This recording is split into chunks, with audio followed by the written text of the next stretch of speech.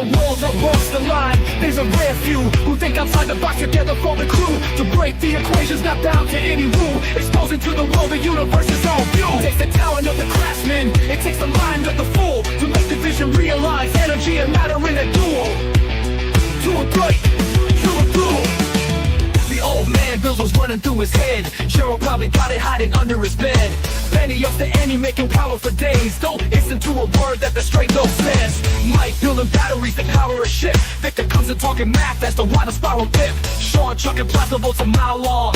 Sheila on the video making tones from the prongs. Burning breaking matter, they said it couldn't be done. And to all the people in the chat, I know you're having fun. So it's time to spend your Saturday with the dope big old man Bills.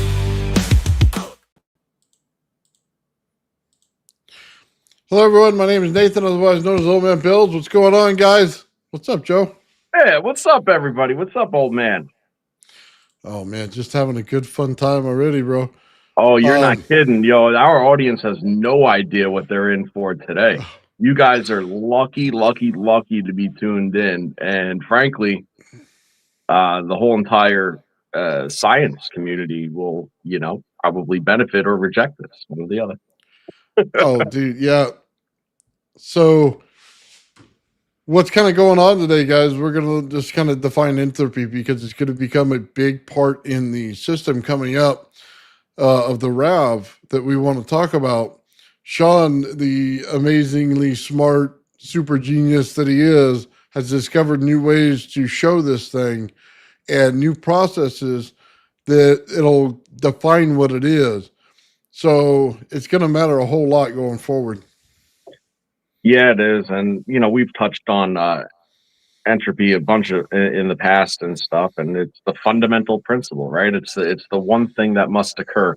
Things must go into a state of diffusion. They cannot be as organized as they once were over time, right?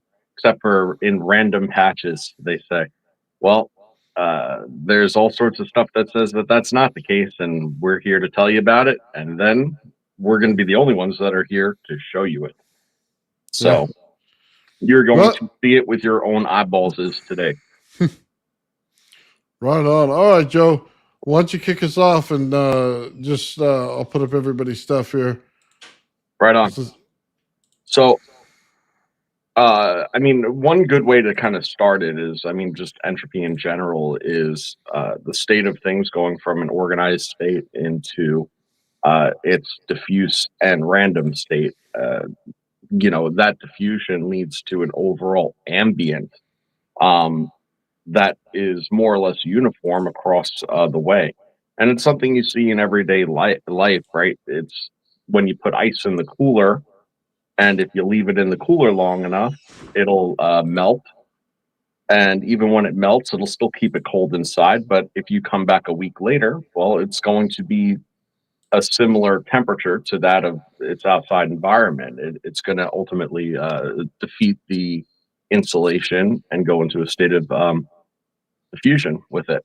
So, that happens all over the universe, and it's one of the fundamental principles, and Maxwell and his equations had a lot to do with entropy in general. And one of the things that Maxwell had brought up at one point in time was the idea of, he had a thought experiment, right? And this thought experiment was, if you have a box and the box was in a state of equilibrium, meaning that you have a diffuse energy state that's pretty much ambient throughout on both sides of the box, and you were to split the box in two and have a door in the middle, right? Even if you left the door open, right? This is a thought experiment.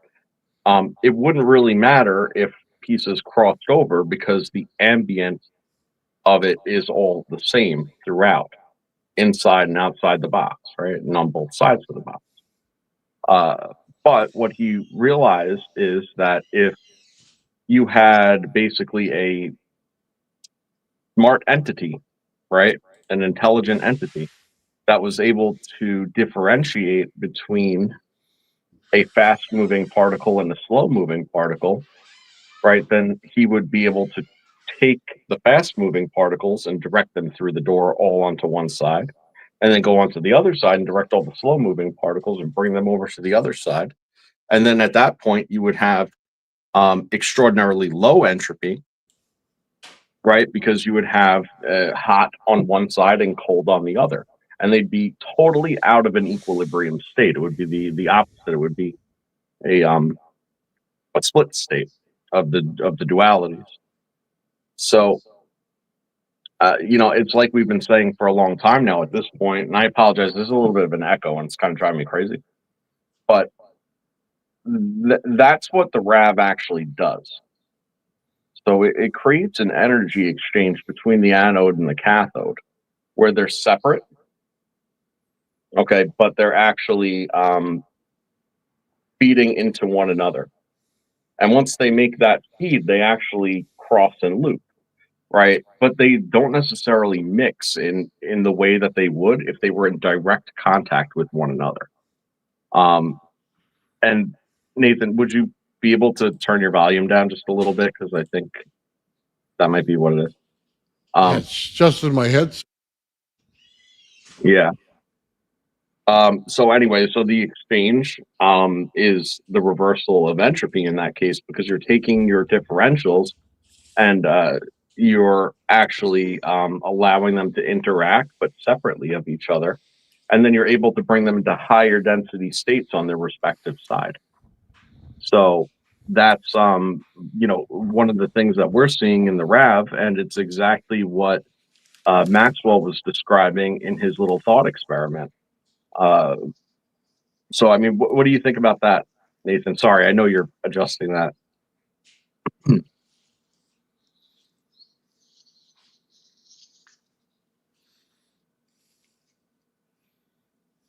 Okay. Well, are you worked out? I don't know, man. Can you hear me though? It's not echoing anymore. Okay. Well, I changed my mic settings, and then now you can hear my headset, which I have to have on full blast because I can't hear. So I put in my hearing aids. Yeah. It's something like that. it was happening last week too, I know. Yeah. Yeah. So now we good now? Yeah, we're good now. Did you catch what I said, or? I caught most of it. Now I'm hearing alien voices in my head. Hold on a minute. All right.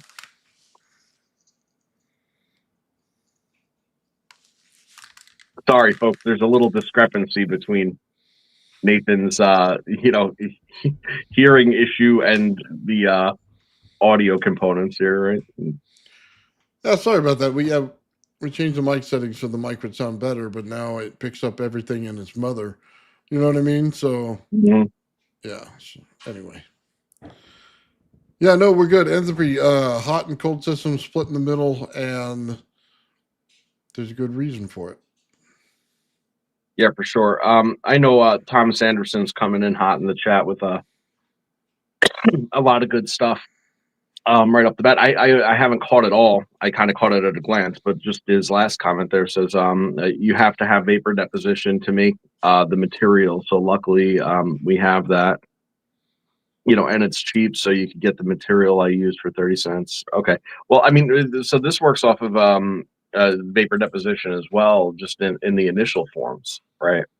And we're going to be showing you some stuff in a little bit that Nathan and I had theorized, and then totally by a stroke of luck, Sean was already kind of on top of it, doing it in a slightly different way. And what you see is that the water component, in certain configurations, becomes critical, even if it's only a couple of drops, at the forefront of it. And that's because you need that high humidity moisture level. You need to be able to get the ionization and the splitting of the water within some kind of seed. And you still need a membrane material, and that is what's acting as the the demon door clerk, of Maxwell's Maxwell's demon. That's what it is. It's the clay with the water in that case is providing enough of a breakup between the two to allow for a controlled exchange of the energy as almost like as an insulator, but also allowing its permeable properties to allow for the creation of an intermediate plasma as well, which is the hydrogen component that we keep on bringing up.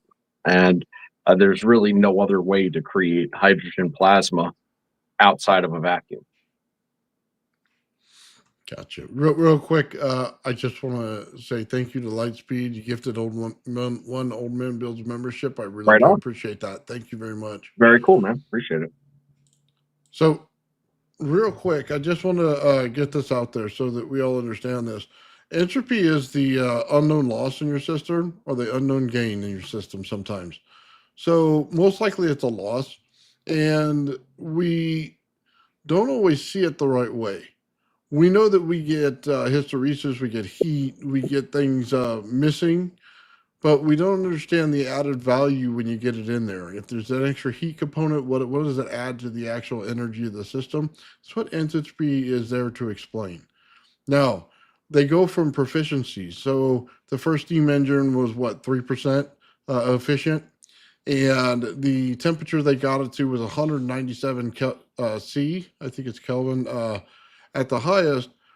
If they would have got it higher, they can get more. There was a max 36% that they can get. So there was a huge amount of loss in there, and they say it's mechanical motion that was creating the loss. So when we look at electrical systems, it's a little bit different. So we go from a little bit of a loss in heat, and you put it out with a fan and you try to keep it cooler, but it's still a loss in heat. Therefore, you already have entropy in your system. When it goes through the wires themselves, there's also a loss there. Now, to reverse that, you must pull entropy in. Therefore, you must pull the cold component in order to change the system. So what is it doing? It's strengthening barriers. So if you look at it as a bedroom that's hot, but the outside is cold, we have two different barriers going on there. And that's how you have to look at it. There's a dividing sheath zone between them. Is that cold? Is it hot? It's making a pressure difference in between the two, and it's also making a temperature difference in between the two. That means as you add more cool air to a hot system, you're going to build a field around it a little bit, and you're going to start to structure it a little bit. And I think in there, you're going to find entropy changes. I notice it in the systems that I build. When I get them really cold, what starts to happen is you have a layer of heat that surrounds that. But when they're really hot, I get a layer of cold that can't get in there. So there's a direct correlation in what we're doing. There is, and it all has to do with the differentials, the proportions, like the ratios, and then the exchange. And when you look at this type of linear parallel exchange of energy like that, okay, it's already doing half the work for you at that point. So you have, and Nathan's example is great, and with the bipolar Tesla coil, when you take the two breakout leads from each side, with a common feed, mind you, right? And they come in, and you'll see that they draw in toward each other, and they actually spark over and hit. And then there's a repulsive force, and it'll spring back and forth between an attractive and a repulsive force that occurs, right? They will not connect like that, because of that. They're almost in a lock situation, right? Now, in this, it's very similar. The reason that the exchange, though, is able to be made is because of the intermedium. You see, both sides will actually go to the intermedium, and one will diffuse into it, the lesser, the more diffuse state, the one with the greater mass attached to it, okay, will go into a diffuse state into it, and that will designate it as the cathode, even if it's the same type of current, right? Then on the other side, the one that's more focused will designate itself as the anode, and that actually creates your charge differential, which is just based on mass and proportion alone. So, what you end up getting is a clean exchange and the separation of these differentials right out of the gate, and that allows for the accumulation and the exchange to be made that actually makes Maxwell's demon, so to speak, uh, a reality. And what you end up seeing is you see two polar opposites on each side of the seed, or the clay, or the membrane, whatever you want to call it. You see the Rav on the one side, clear as day, and that what is that? It's hot, even though it's not hot plasma, it's still hot comparatively. And then on the other side, the inverse happens, and that's something I've been saying for a long time. Right. So if you have something hot and condensed on the other side, what does that mean? Well, you have something cold and diffused on the other side. If you have a hot point on the cathode side, where it's a very small hot point and the rest is cold and diffused, that means that in the center of the Rav is cold and condensed. So it's the inverse, or cold and diffused rather. It's the inverse of what's happening. And So, now we see it. so it makes sense if we have cold in the center, we have hot on the outside. We'd want another cold layer to contain it. So because they're making those zones, and you see what I'm saying? So you get a cold layer on the inside, then you get a hot layer of plasma on the outside. Probably not plasma hot like they like to say in physics, but it's like a cold plasma. And then you get on the outside of that cold as well, then it'll hold it in better. So you'll be able to get more efficiency out of it and less loss. Right. I think that's the entire step to to a separated RAV, or if you want to call it ball lightning, something like that. I think that's a total state to it. And it's what most people miss. All of it comes out as a plasmoid until you can get that last state fixed. And I think it all has to do with the entropy of it, because it doesn't happen during the heat, it happens during the cold. And there's a system going on there. So, I mean, the first observation of the, it's not a reversal of entropy necessarily, but it's the stabilization of the reversal, right? Mm-hmm. Is all of the rings that we saw in the initial infrared testing. Okay, you can see that it's condensed and held in all the heat. Okay, and that it's non-diffuse in its nature. It's that compression that separates it from the environment, but also broken up and separating it from the differentials within itself as well. And that's why you're able to see those rings as they are. Um, you know, but again, and I don't want to spoil the secret or bring it on prematurely. We've been saying though that there is something going on the other side of this, right? And how tangible it was, and whether or not we would be able to detect it or detect it at all, had been fairly elusive. And whether that's just because we were not looking for it properly, situating something beneath what we were doing, or whatever the case is, or possibly, just in different configurations, it becomes more apparent, you know, but we finally have the smoking gun to show that this exchange is doing exactly what we're saying. It's taking from one side, feeding the other, taking from one side, feeding the other, taking the hot, holding it in, taking the cold, holding it, and diffusing it out, but in a non-crazy diffuse. It's still a compressed situation, but it's in a more diffuse state, right? It covers a greater area. So, I'm very excited to actually show that,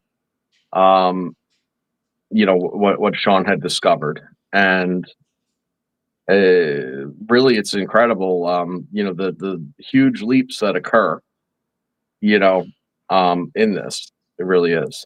Okay, so I just want to say this. So before we start anything, there was something I noticed in the system. And it has to do with the energy level and exactly how much that entropy matters, okay, in how each layer builds out. So you'll see this thing in a very controlled fashion, okay, on all Sean's stuff, and then all mine is blasting all over the place. Here's the main component in it. When you have that outside layer formed in the correct temperature, then it can create the next layer out in the correct temperature. It makes a massive difference on how the compression on the inside works in the main center of it. It's what's going to bring out the light to push it out, to go crazy on it, or it's going to keep the light in and keep it compressed.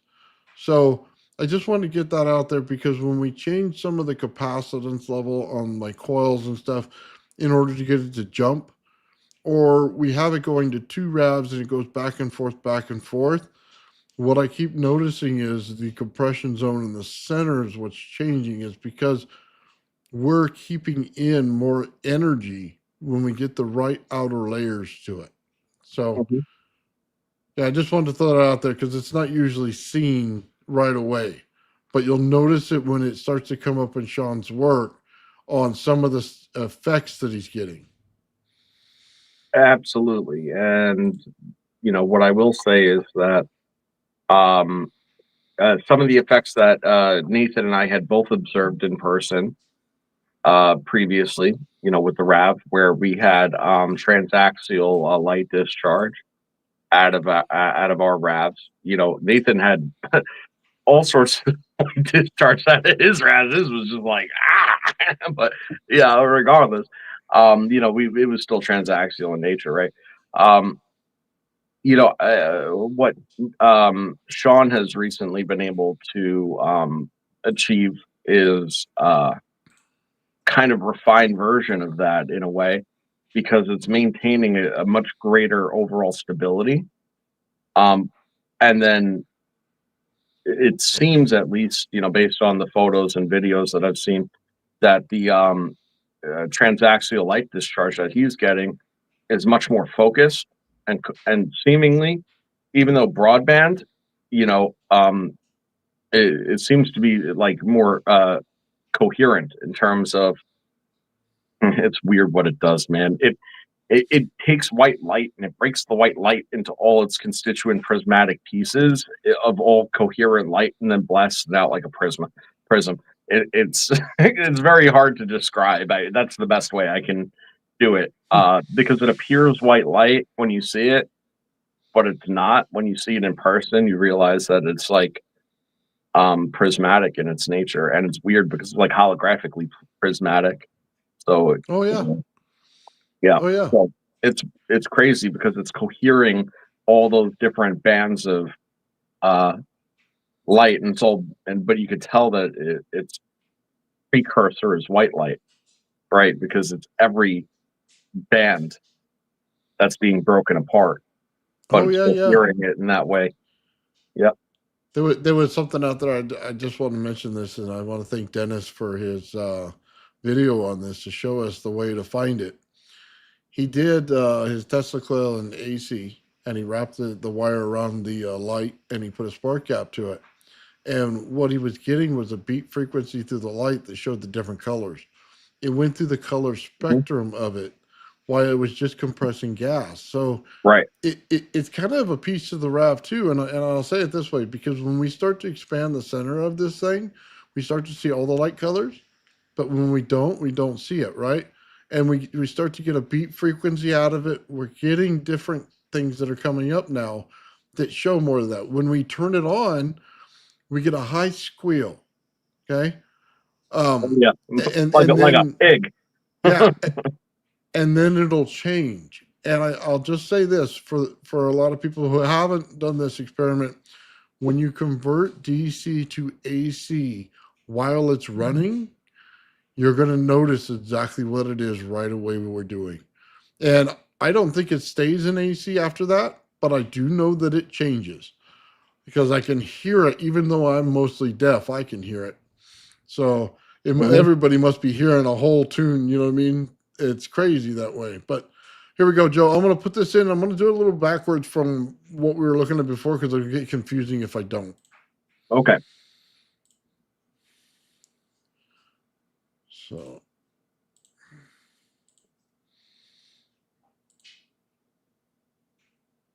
Yeah, we'll just take a look at this one first. This is basically Sean soaked his crystal in, and he was attempting to create the rab like Joe did. And this looks beautiful. Sorry, I had to put this in there because it goes right through everything. Now he is getting tribal luminescence out of that effect. That was something I didn't really see in mine.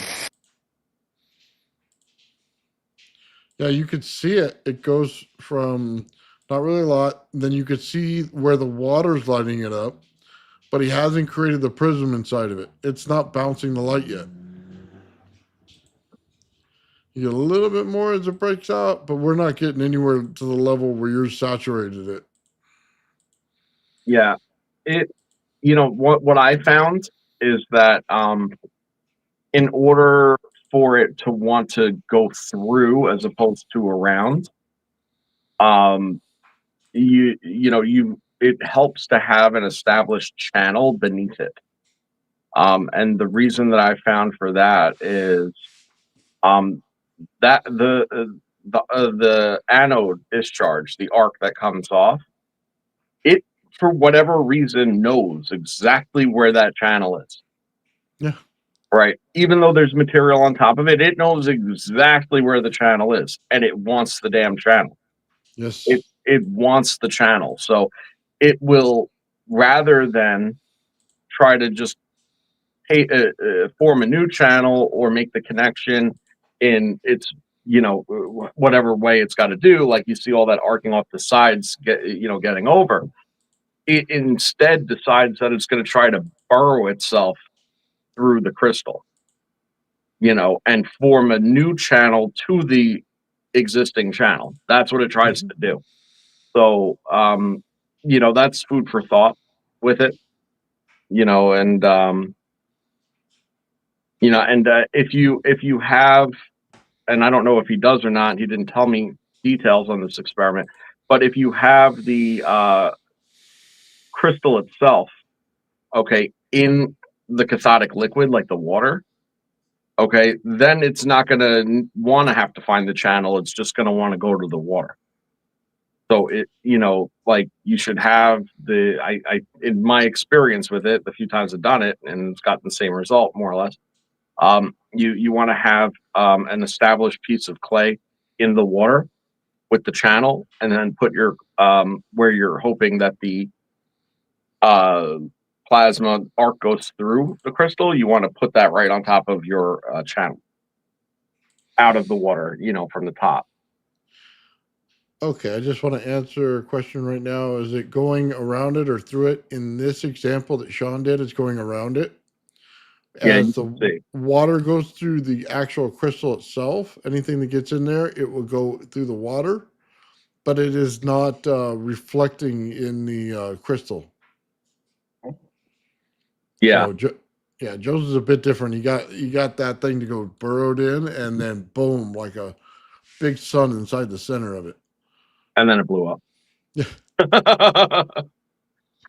Nathan, I apologize, but my dog is bothering me to go out.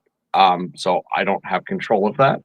Go for it. If you could hold down the fort for a minute here, I'll be back shortly. Okay. Thanks. Yeah, it's going through the water and the quartz crystal. Exactly what Sean says. He's right. Yeah, it was just like when he did his granite experiment. It went through all the holes in the granite and did the same thing. So,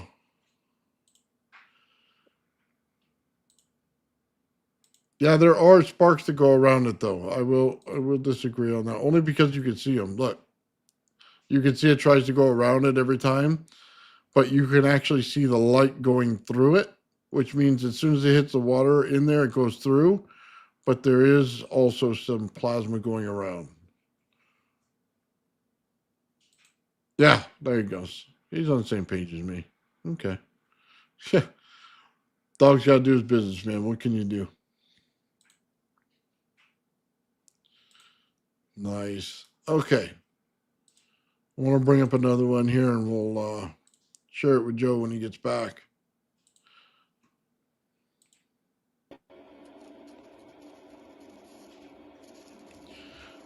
Now let me find a clean shot here. We'll show you what's going on. There we go. Okay. So what Sean decided to do was he took a paper clip and he bent it and put it down on the bottom of the cathode, which is a steel plate at this point. And he was able to put it up at the bottom right there. You can see the clay on top of it. And you can see he's got his anode set up right. The bottom's a paper clip that hooks to a little piece of clay right there. I want you guys to notice right at the bottom of the clay. You see those little flakes that are going on right there? It looks like something that you would see outside your house at wintertime or something like that, like little snowflakes put together. I don't know that we all know exactly what it is yet, but it looks like to me snowflakes. We'll go ahead and take a look back at this video a little bit now so that you know kind of what's going on. Yeah. Sean calls this his angel, by the way, his little angel rab. And it's another component of how he builds out his rabs. So let's go ahead and take a look at this.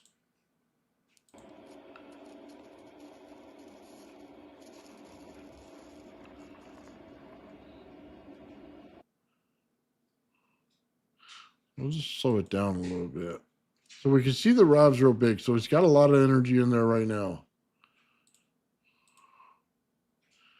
Look at that. You can see it's fluctuating. It goes in and out. It's definitely got a beat frequency to it. This is in low hertz. There's no way that's in kilohertz, that beat frequency, because you're able to see the motion in it.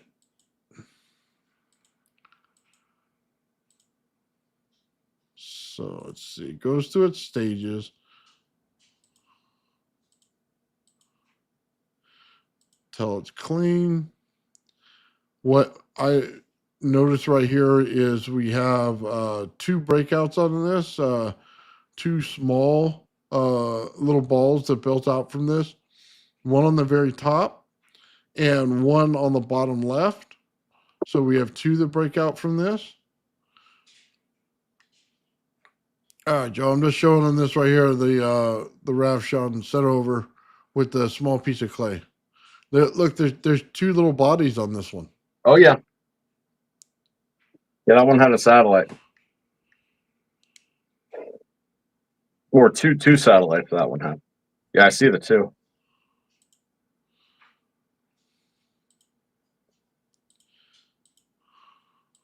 It's kind of like connected to that one. Yeah. He says spinning at 100 kilohertz. Oh, that I have no doubt. All I'm saying is the beat, the way it builds out in energy and pulls back in, that's a beat. The beat frequency of it, you can see it's obvious in hertz. No matter how fast it's spinning, you could see the beat of it just punching in and out. Yeah, and that has to do with like all the offsets and everything like that. You know, it's in tune with and rhythm with the higher frequency, but the pulse itself is a much lower frequency. Yes. So here we go. Here's the first time we're going to start to see the snow. So I don't see it just yet. Let's take a look. Starting to see a little bit. Oh, that's a cool picture. Look at that. Oh yeah. Got the little apparition coming out. Yeah. Okay, so we see it now. You start to see it right at the bottom of the piece of clay right there. You start to see the little icicles. Now that's all. Now whether or not it's ice, I mean, I'm not there to sit there and know these things, right? To me, what it kind of says, more than freezing, is slowing down of the, like it is in essence freezing, but whether or not it's ice in the sense that we're thinking, you know what I mean, Hmm. is another story. But it's literally self-structuring individual molecules and then bringing them into lattice form in a diffuse state, macroscopic diffuse state, and it's slowing the molecules down so much in their accumulation that they're condensing and solidifying. So you think you might be in like a little bit of a time dilation field sitting right there, and it allows it to grow this? Well, I think that because you have it pressurizing and condensing on one side in that state, the pulse state. Like I said, the other side be inverse, right? So you have a cool diffuse state. It's actually structuring inversely. So you have that structuring in a way where it's separating the layers and then bringing it into a ball and rotating. Well, this is structuring it in more of a standing wave way, in a diffuse standing wave. Mm-hmm. On the other side. And again, it's like that's literally molecular deposition is what that is, which is incredible. Yeah, Sean wants me to show the other one where it shows it better. Mhm. I just want to go through this real quick on the video first, if that's all right. I just want to see if we're picking up anything like when it disappears or. Well, now Sean's very fast to say that it's the immediately when it's powered off, it goes away immediately. Right, that's kind of what I'm looking for. And that's because the structuring is being held together by the diffuse the diffuse static charge on that side. Yeah, give me a second. I'm gonna pull a video or picture from what Sean Okay. sent. Magneto, frozen light crystals. Yeah, we don't know. Some type of, I mean, if you want to, I'm calling it molecular, but if you want to call it particle, fine. That's more vague. It's, I don't know what is accumulating there, but it is something. Yeah, it was definitely not supposed to be there. Well, not to what we know, anyway. I mean, it runs right in line with the theory that I had, but now we get to see it. That something was happening on the other side that was opposite what's happening on the RAV side, and here it is. No, you're absolutely correct. But I just don't know what it is specifically at this moment. I have some ideas. Frozen light's a very cool idea. I didn't even consider that. I don't think so.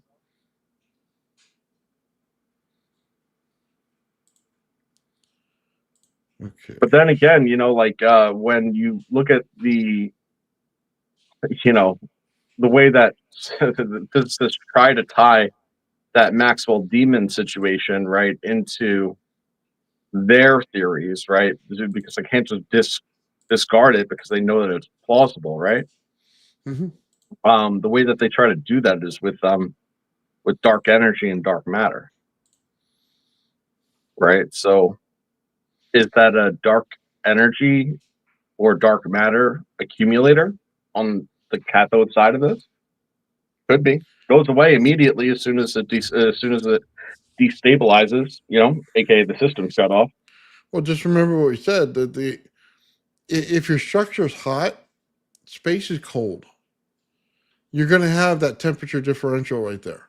When you have that, you have entropy happening at all times in space. Mm-hmm. For no matter how big your sun is or how small, you're going to have it. Every planet's going to have it as well. So yeah, dark matter, that's on the other side of, the entropy that's taking place in your sun. So yeah, it's got to be filled with energy as well. Yep. So all right, here's a better picture right here. See that one a lot better.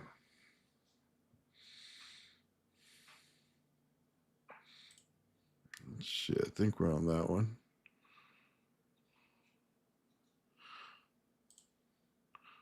We have it over here where he defines it, and you can see that on the bottom it starts to build on the cathode itself. Yep. It's all because of the energy exchange that's occurring. That's how that is.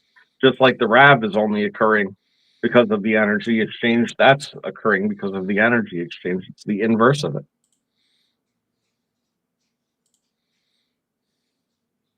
Yeah, not silicate slag though. No, I don't think so. Okay, what about this? Sorry, Jarvis. Seeing as it disappears instantly when the power is turned off, light disappears, frozen light evaporates instantly. Do you think it's frozen light? I mean, a couple people have said that. I mean, I didn't really consider it. I mean, it's like I said, it's particles. What particles of what? I don't know. I mean, uh, it's hard to say. I mean, realistically, okay. So this is what I can tell you, but then again, I don't know what frozen light does or doesn't do. So that's the hard part of it, I guess. But Mm-hmm. in photo analysis, when I first looked at it, I did all the levels and screwed with all the brightness, contrast, saturations, everything up and down, multiple times, and it does not appear to be luminescent. You know what it kind of reminds me of, Joe? You know the layer that you get, say, on a piece of metal when you leave it out in the weather, and you get that nice layer and that goes over top of it, or oxide layer. Yeah, an oxide. Yeah. Yeah, it kind of looks like an oxide that temporarily forms. Right, because it's not solidified, but it's structured, and I Yes. don't disagree with that. Like I think that's probably it. I mean, we've said from the get go, we know it forms the channel. We understand the mechanisms at play when it forms the channel.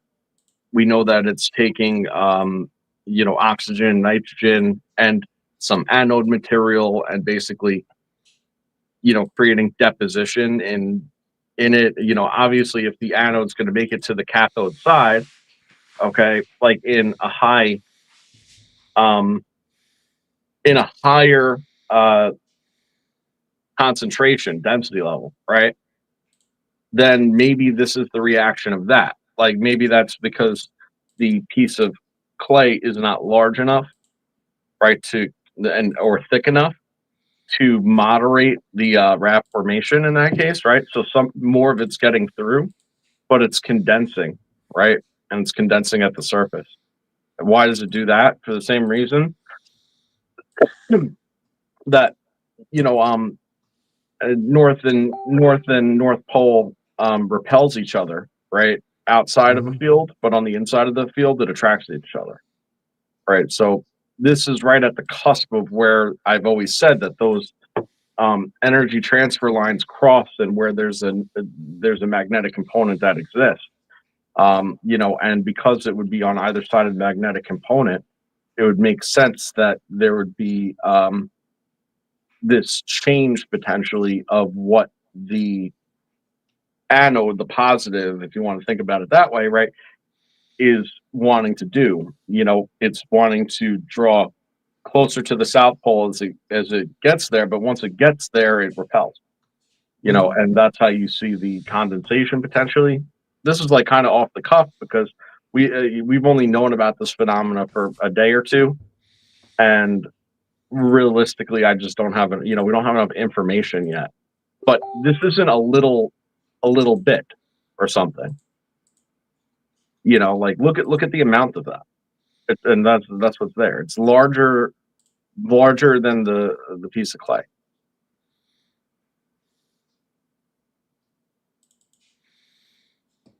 Yeah, give me a second. We're going to get in real tight on this because it looks like a snowflake structure is what it actually looks like. So let me take that down. It's also right. I mean, it is fractal. It's repeating, and it's not arbitrary the way that it's structuring. Right. No, not at all. So It looks like I think mycelium, frankly. I'm telling you, they look like little snowflakes to me. So what it just means is there's a structure there. That's all I'm saying. And yeah, it could be a crystalline structure if it would stay. I would agree with that, but it's disappearing. And usually, high voltage plasma throws off I want to say like a twine or like a web, something that looks like that. That's not what I'm seeing here. And usually that stuff stays. You know what I mean? It has a form of matter. This is different. It keeps pulling back in when it's done. It's like it's cooling the material enough to create this, and then immediately it goes back to room temperature and it sucks it away. Yeah, this is what happens when you separate your differentials.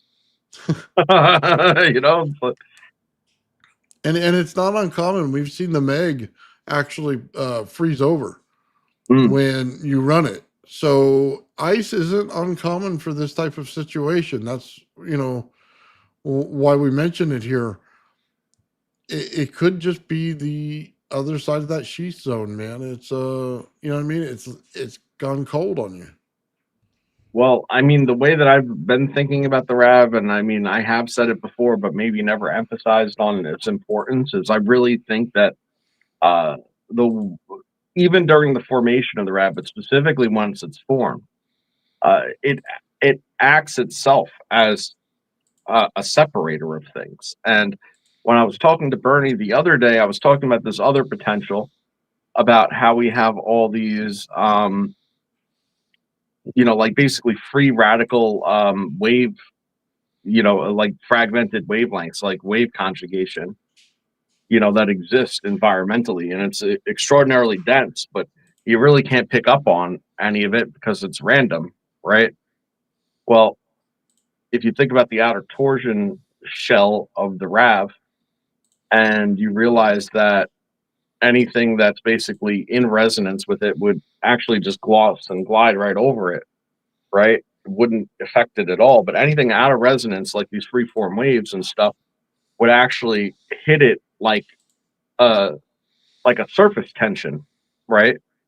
And it would actually take it in and potentially rectify it, right? Like it would bring it actually then into resonance with it and take all these fragments that are unusable and free and everywhere and actually use it to meet its end. And I think that could be a factor here too, because again, that's the separation at work in that case.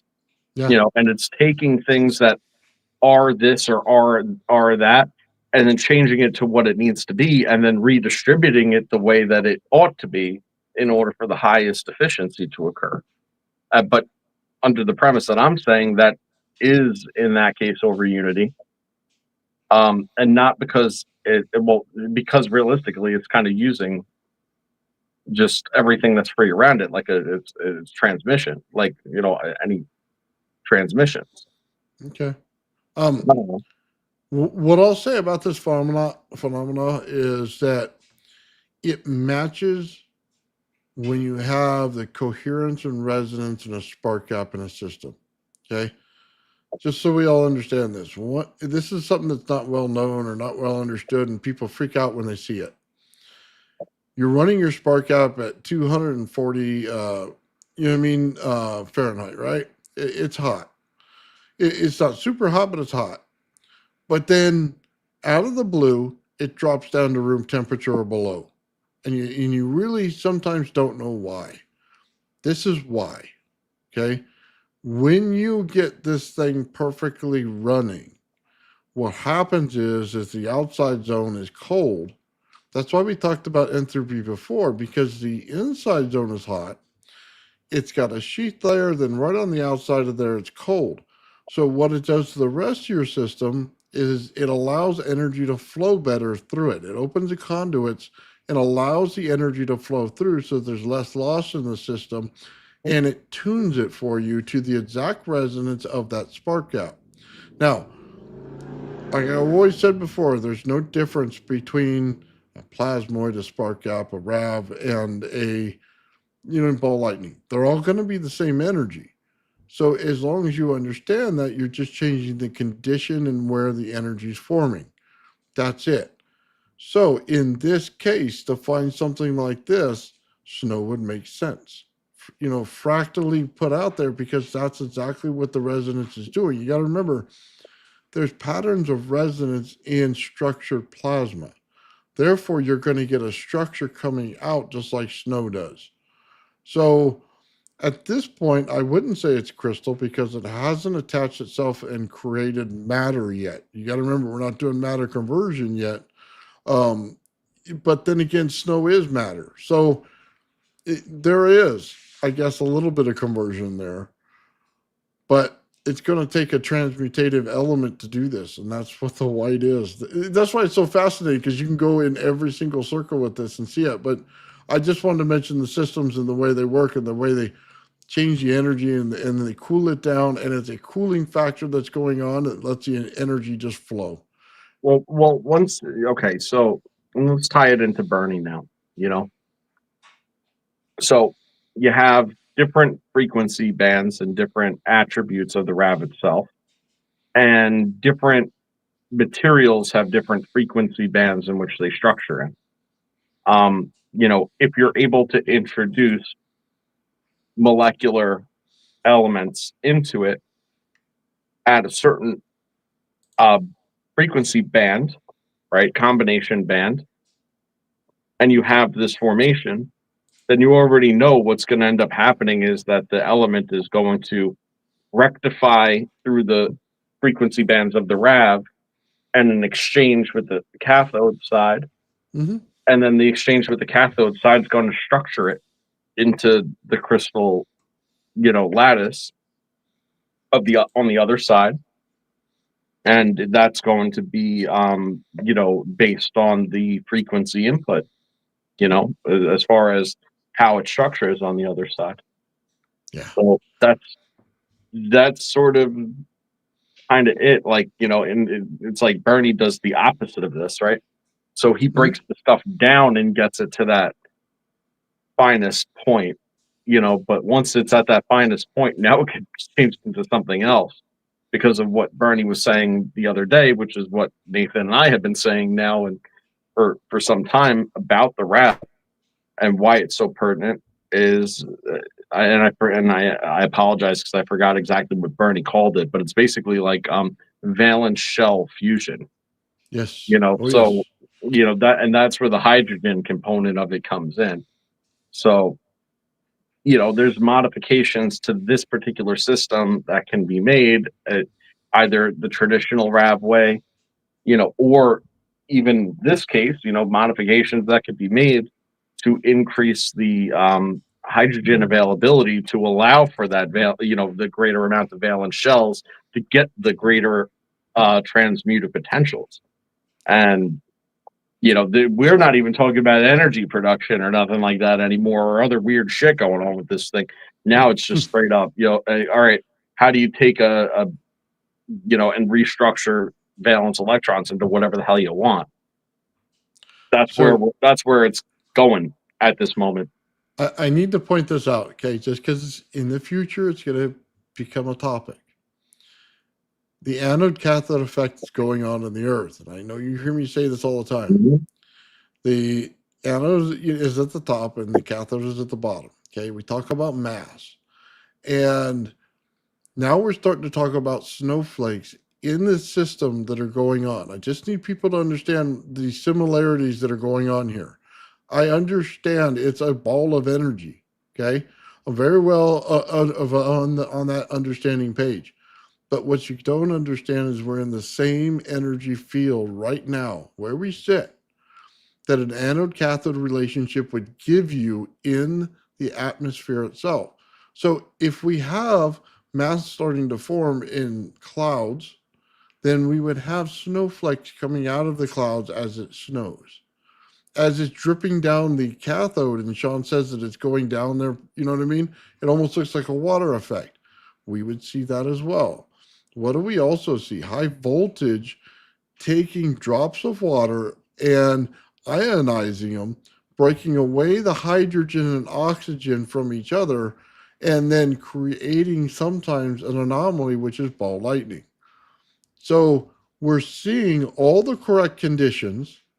We're just seeing them in a lab structure versus the outside atmosphere. So everything is present. So just so we all understand that when we come to everything in the future on this is all, I keep saying it's the same effect. It's an anode cathode effect with high voltage, no matter if you have it between two pieces of metal or you have it between the earth and the sky, we're seeing the same thing. It all matches up perfectly. So just that's why I called it snow instead of crystalline structure, because if we were in the actual clay, inside the clay, then I believe, yes, you could build a crystalline structure inside there and get crystals from it, which they do have in plasma theory, a crystal you can build in that. And you can also build, what's that black crystal called? It's like a Obsidian? glass. Yeah, obsidian, which comes out when you put a huge amount of voltage in something that has a, you know what I mean, like a rock or a mass to it. So just so we understand that we're seeing the correct effects that we would in the earth. That's all I want to tell people so that we can follow it correctly. Correct. And also like with regard to the exchange and kind of how like the thermodynamics in this is working and the proof of the guy at the door, so to speak, right? We were Hmm. saying earlier. Well, you have, it's like I've kind of been saying all along about how the rev is acting as like an electron vacuum. It needs this feed, and it basically is just sucking up as much energy out of whatever it can get as possible to maintain. And in doing that, in this particular circumstance, because the mass is so low, right, it's actually pulling it all out and then starting to get it from lower. And because the mass is low, the diffusion is less on the cathode side. It's literally sucking all the energy from the other side into it. And then what does that lead to when you take all the energy at something? Well, it leads to cold, and because it's in resonance and there's an exchange going on, you get the structuring of the remnants.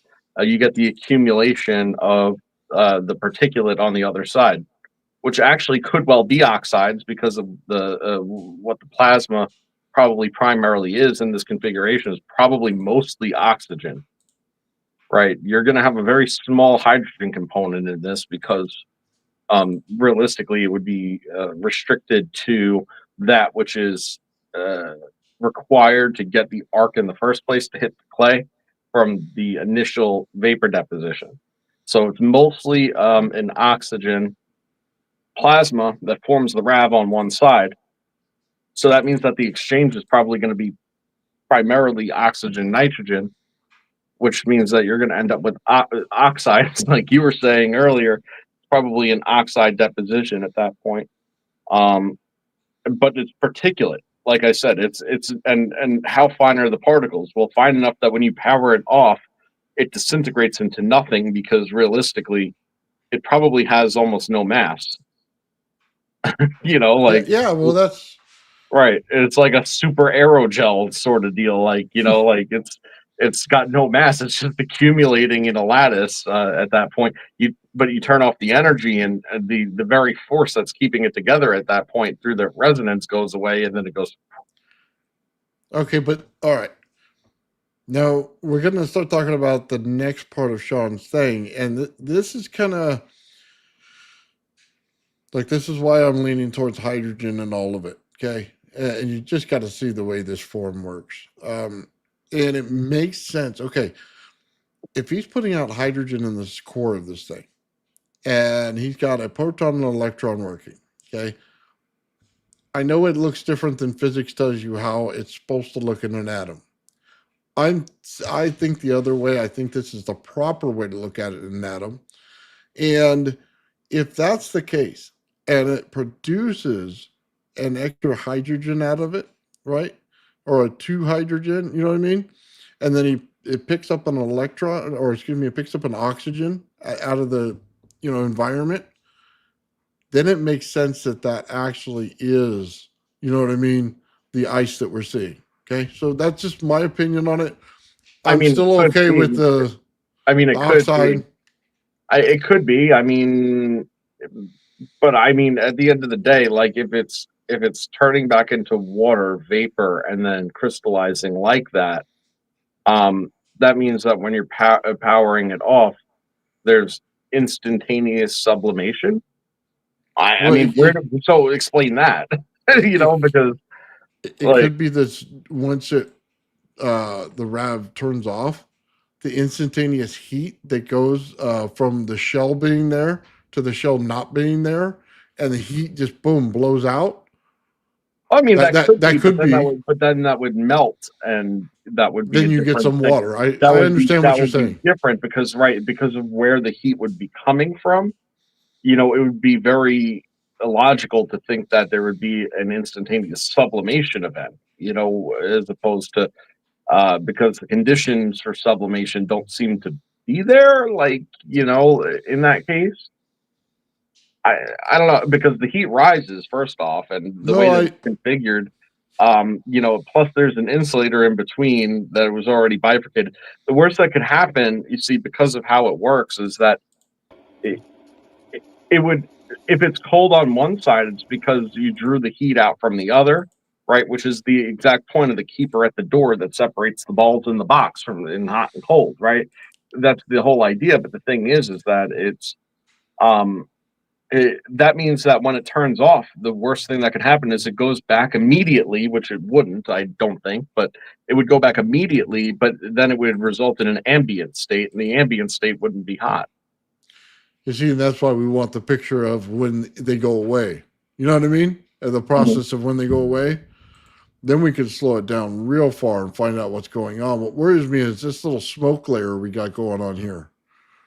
You see what I'm looking at? The guy, yeah, little spermy guy here. Yep, I see. So that's what worries me. Yeah, that's our Like, demon.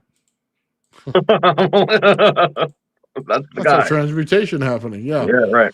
Which, by the way, ironically, and I don't think Sean knew this, right? So he nicknamed this particular Rav the Angel Rav because of a couple of things that he saw, right? Now, Yeah. he nicknamed it the Angel Rav, but when I started kind of looking at it and then delving into a little bit of like, okay, so what are we looking at here? And then I stumbled upon that Maxwell's demon being like the culprit. I was like, that's hilarious. What irony. You know what I The mean? irony of it. Yeah. Yeah. Okay. So let me pull up another video file here.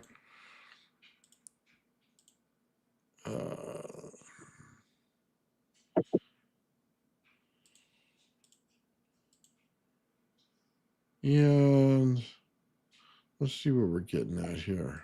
I think we're still on the clay on this one. And we can see the structure built out on it already. You see, hold on. Now, it's not just built out on the clay, it's built out on the actual cathode. On the actual cathode too, which is what I Yeah. was saying about it crawling down because of the the mass is different in this configuration. It's why you see it. If it's just going into water, it's going to go into too diffusive state. Sean says he sees angels and Joe sees demons. I don't see demons. I didn't make this up. The guy was alive 120 years ago, for Christ's sake, Sean. Like, I don't know. I didn't call it a demon. It was just what it was called. Nice. Sean says it's a salt on the clay on this one. That's probably why it's on the cathode then. So, all right. Well, that's Okay. kind of, yeah. Let me pull the other one.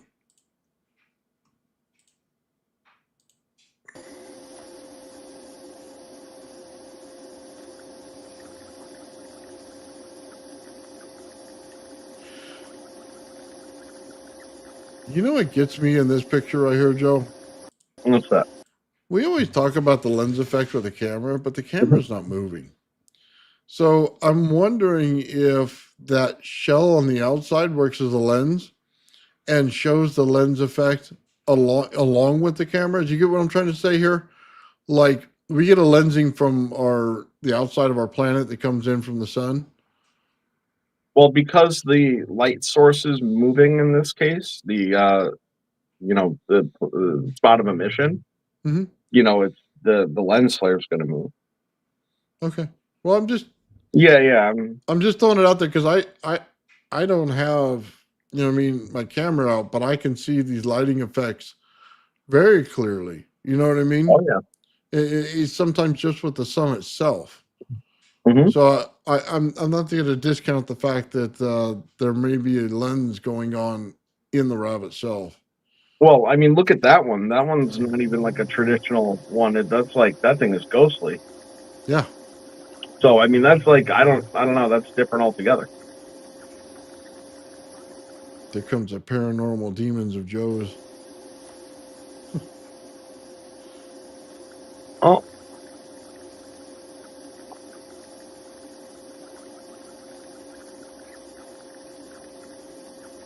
yeah, I don't know. That's strange stuff.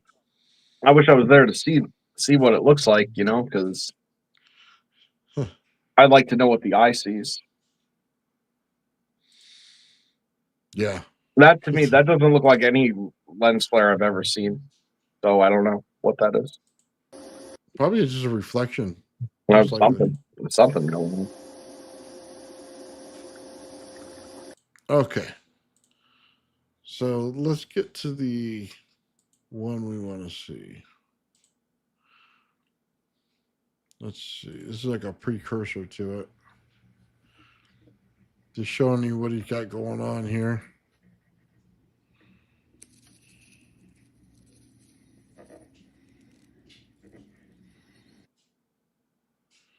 Okay, so I'm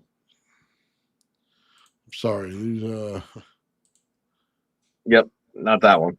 not that one yet.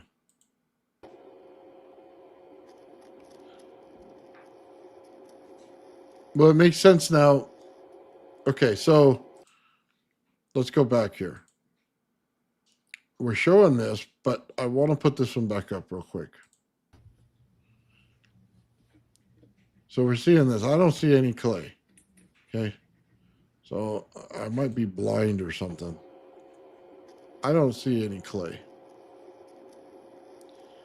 Am I wrong in saying that, Joe, or do you see it? I don't see the clay, but I think it's there. Sean would have to clarify that. So here we are, no clay, and I want to say you put clay on it. So, but Yeah, I'm because it just looking doesn't at, build without the clay. yeah. So here we are.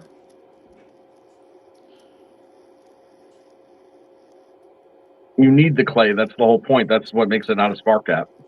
Okay. Well, I'm just hey, I'm just throwing it out there. I didn't see it, and I'm still not seeing it. So I need Sean to clarify. Yeah, he said he put clay on it after. So I guess After that, okay. yeah. Well, that okay. So now we got a little tiny piece of clay. Must be microscopic here. All right, let's go back and play it again. It just acts as a seed, a little barrier.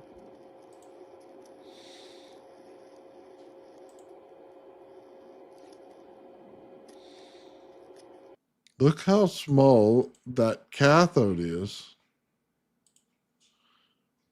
But it's still larger. See, and this is what's important. And this is why I asked a very important question to Sean when we before we came on today. It's still got the greater mass and therefore the greater diffusion because of the metal plate. It's in contact with the metal plate. Mm-hmm.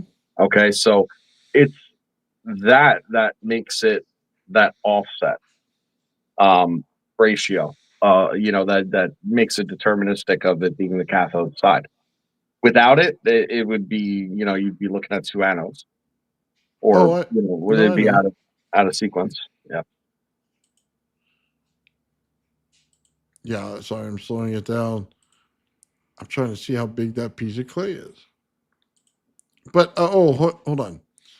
Before we get there, look at the little satellite. Yep. It's So got that's two, why, again, I two want to see how satellites. big the clay is because I want to know if that clay is out in the middle of nowhere.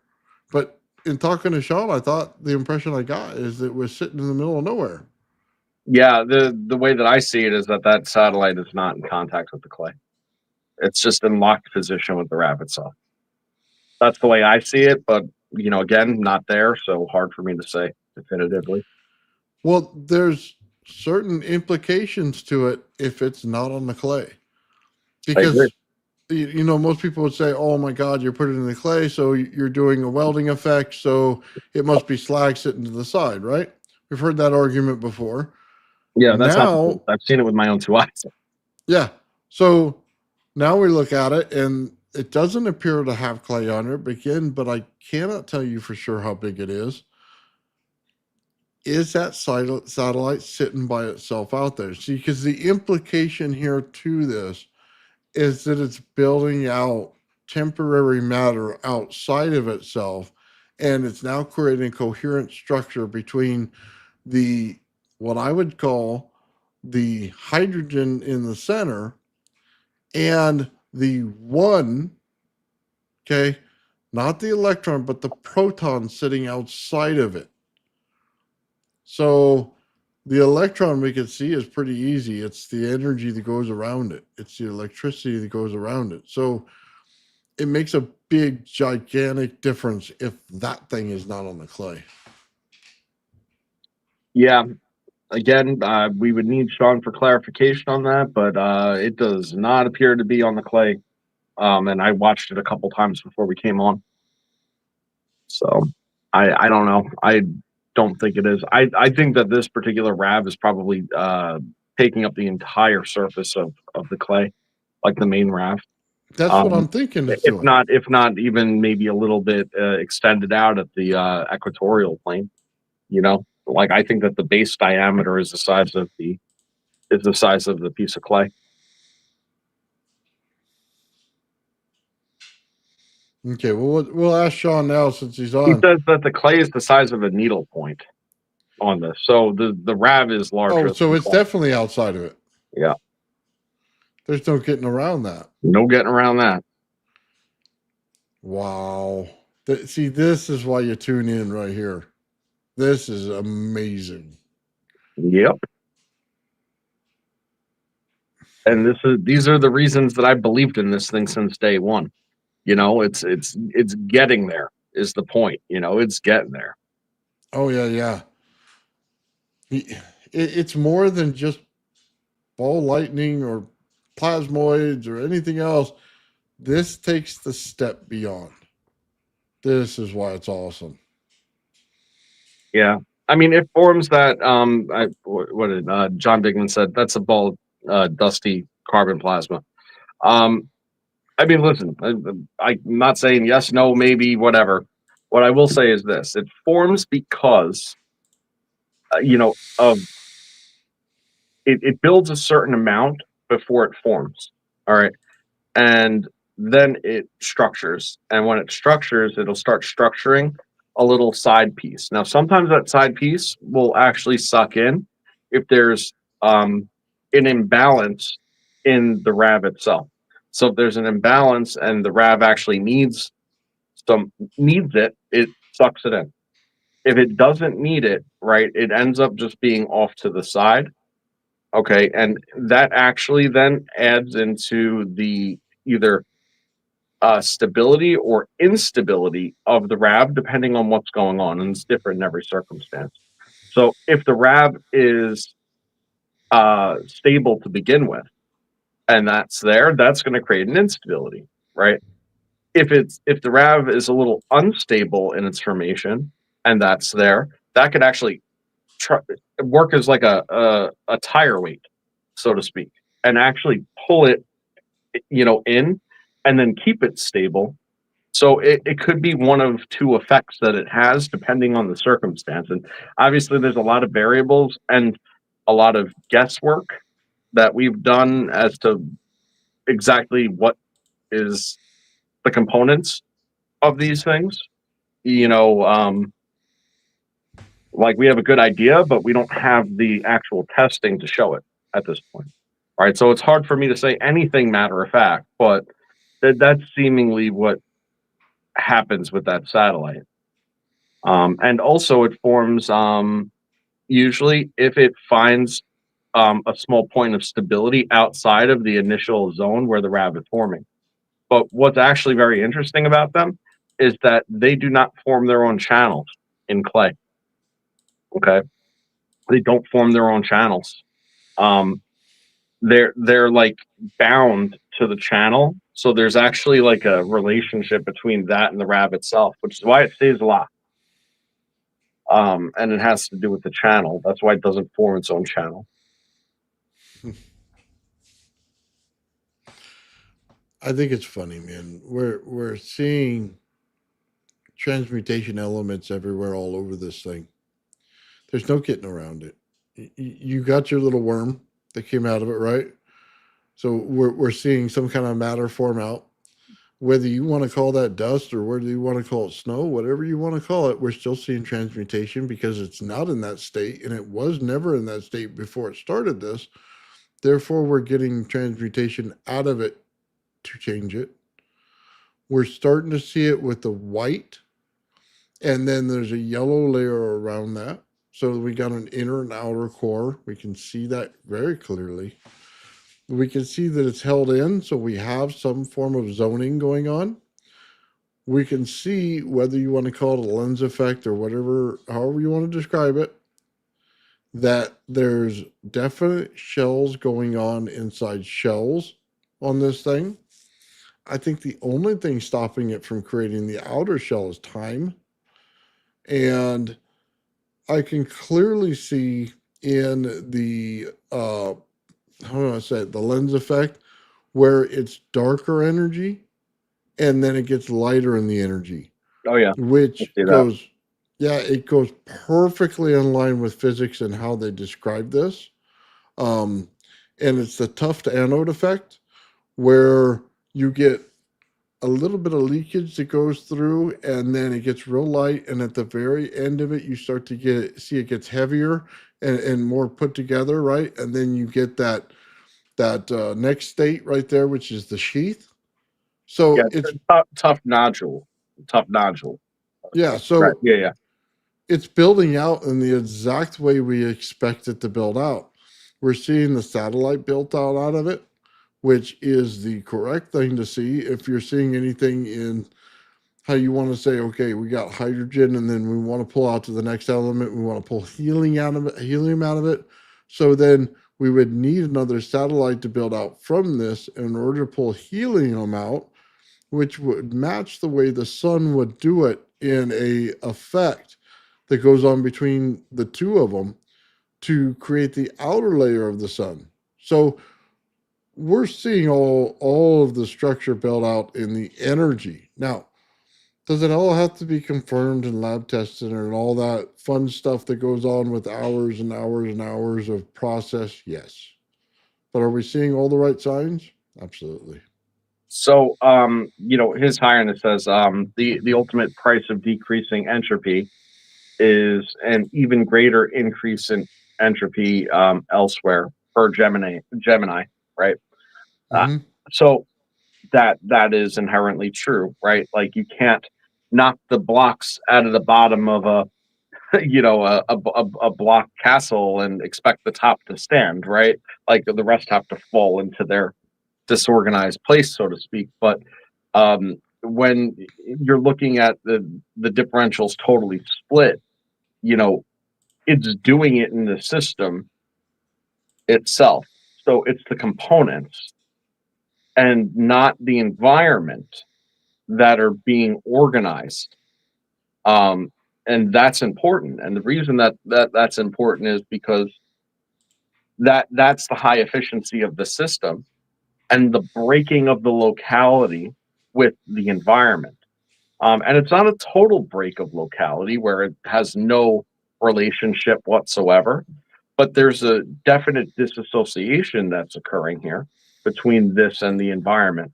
So you can actually structure, very low reverse entropy, very low entropy into the efficiency of this system without it necessarily knocking out the bottom blocks of the environment, because the environmental effect is so limited because of the compressive relationship of it. So you have like this compression that occurs on the one side, and as you know, like that doesn't allow for the heat escape from the RAV. It doesn't allow for the energy escape in the RAV. In a lot of circumstances, it doesn't allow for the full luminosity escape from the RAV. So it's Mhm. holding in light, it's holding in sound, it's holding in energy, it's holding in heat, right? Which is analogous to energy. All that is just energy dispersal. Doesn't matter. It, so it's that compression that's doing it, and it's omnipresent throughout the entire system once these connections are made, or at least in the zone in which the reaction is occurring where it's relevant.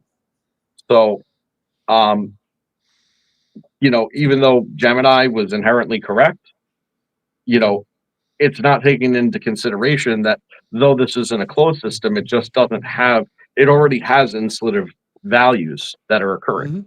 Mhm. And Absolutely. those are mostly due to electromagnetism.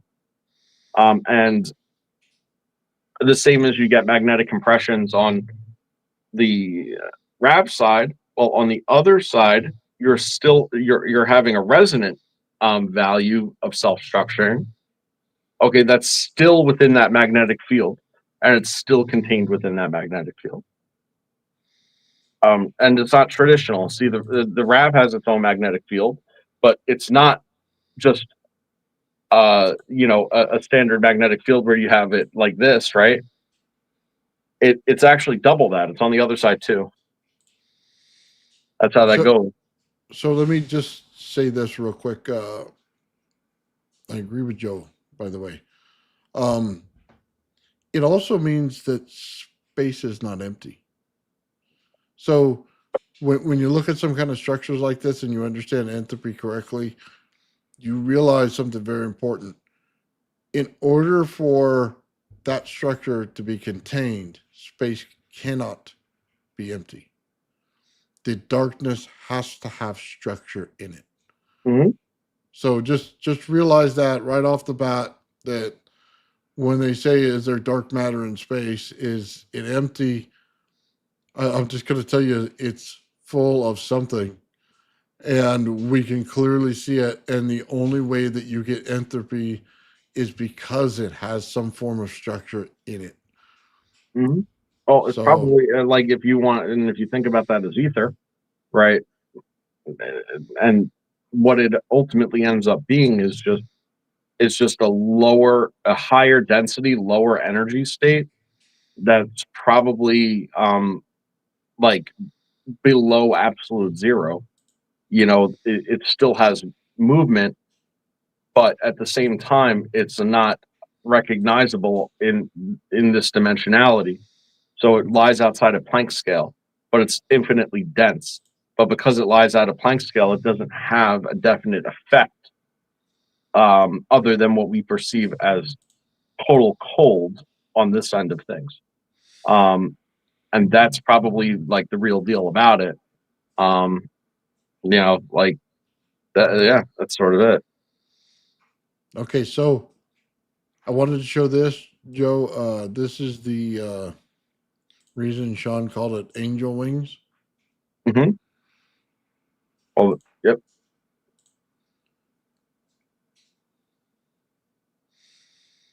But then when you look at the RAV, it did the same thing. Kind of.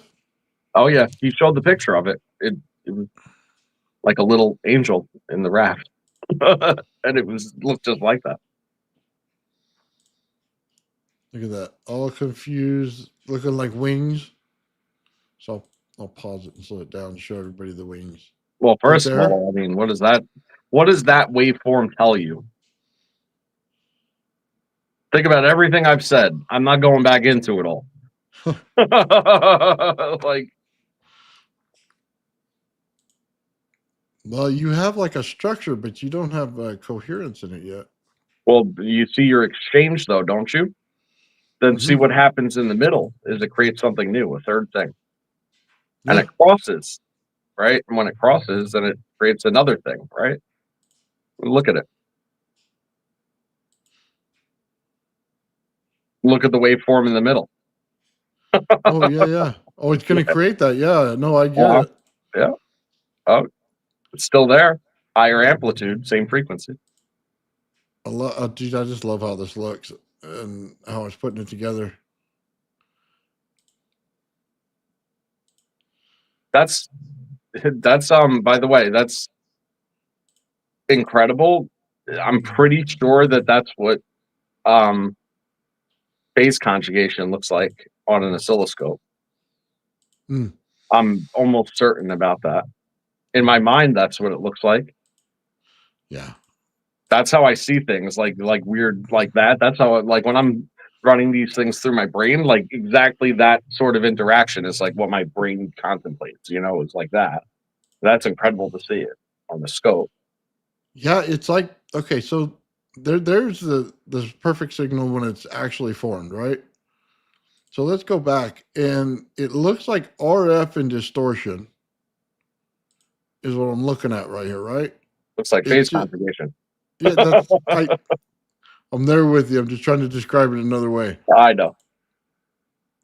I'm just saying it looks like complete mess, but it's beautiful to look at. But you can see it here, and you can see parts of it, and you see the structure forming, and then you get through it. Wow, it's amazing to look at how it works.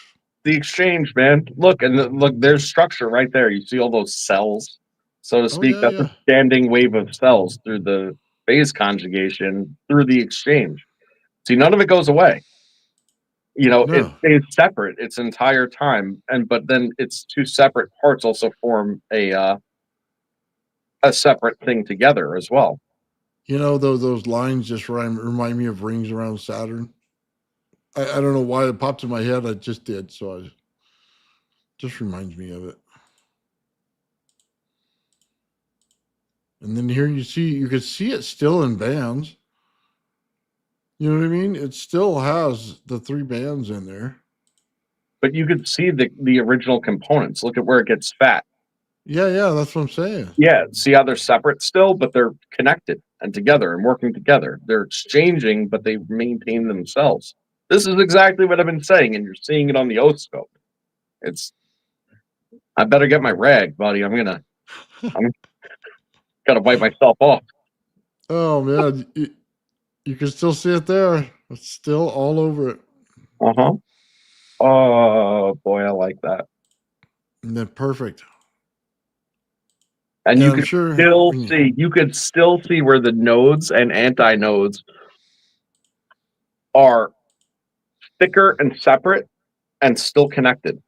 And that's the incredible part. Like that's the magic, man. Yeah, right there. It's like a money shot right there. Wow. It goes, and I go back and forth now. So it goes from this to this.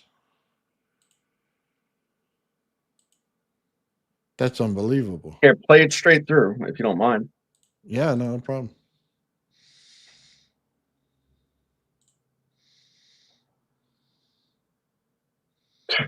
There it is all along, man. That's exactly, man. That's exactly it. It's exactly what it does. I love it. It's exactly what it does.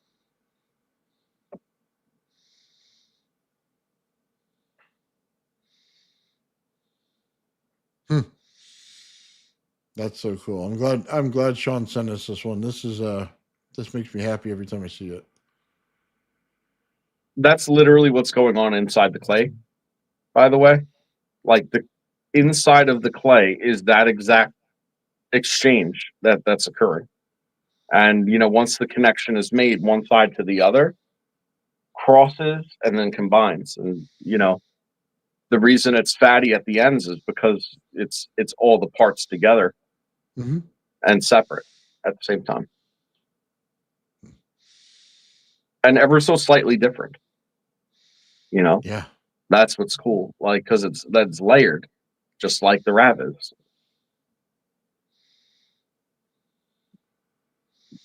Freaking Nice. amazing, man. Way to put my brain on a TV. Yeah, no kidding. So, yeah, I'll put these up. I'll get the pictures together here. Sean explains a lot of this. I think, Joe. Oh, there's the angel. Go back. No, At this one? no, you had it a second ago. Right there. Right there. Okay. Yeah. Oh, yeah. Look at that. Holding the anode. That's What why are you you called saying? it. Yeah, that's why he called it the angel. Look at that.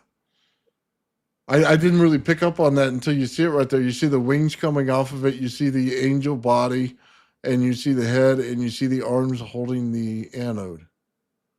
Maxwell thought it was a demon, It's though. not a demon. I know it's not a demon. I'm just saying Maxwell thought it was.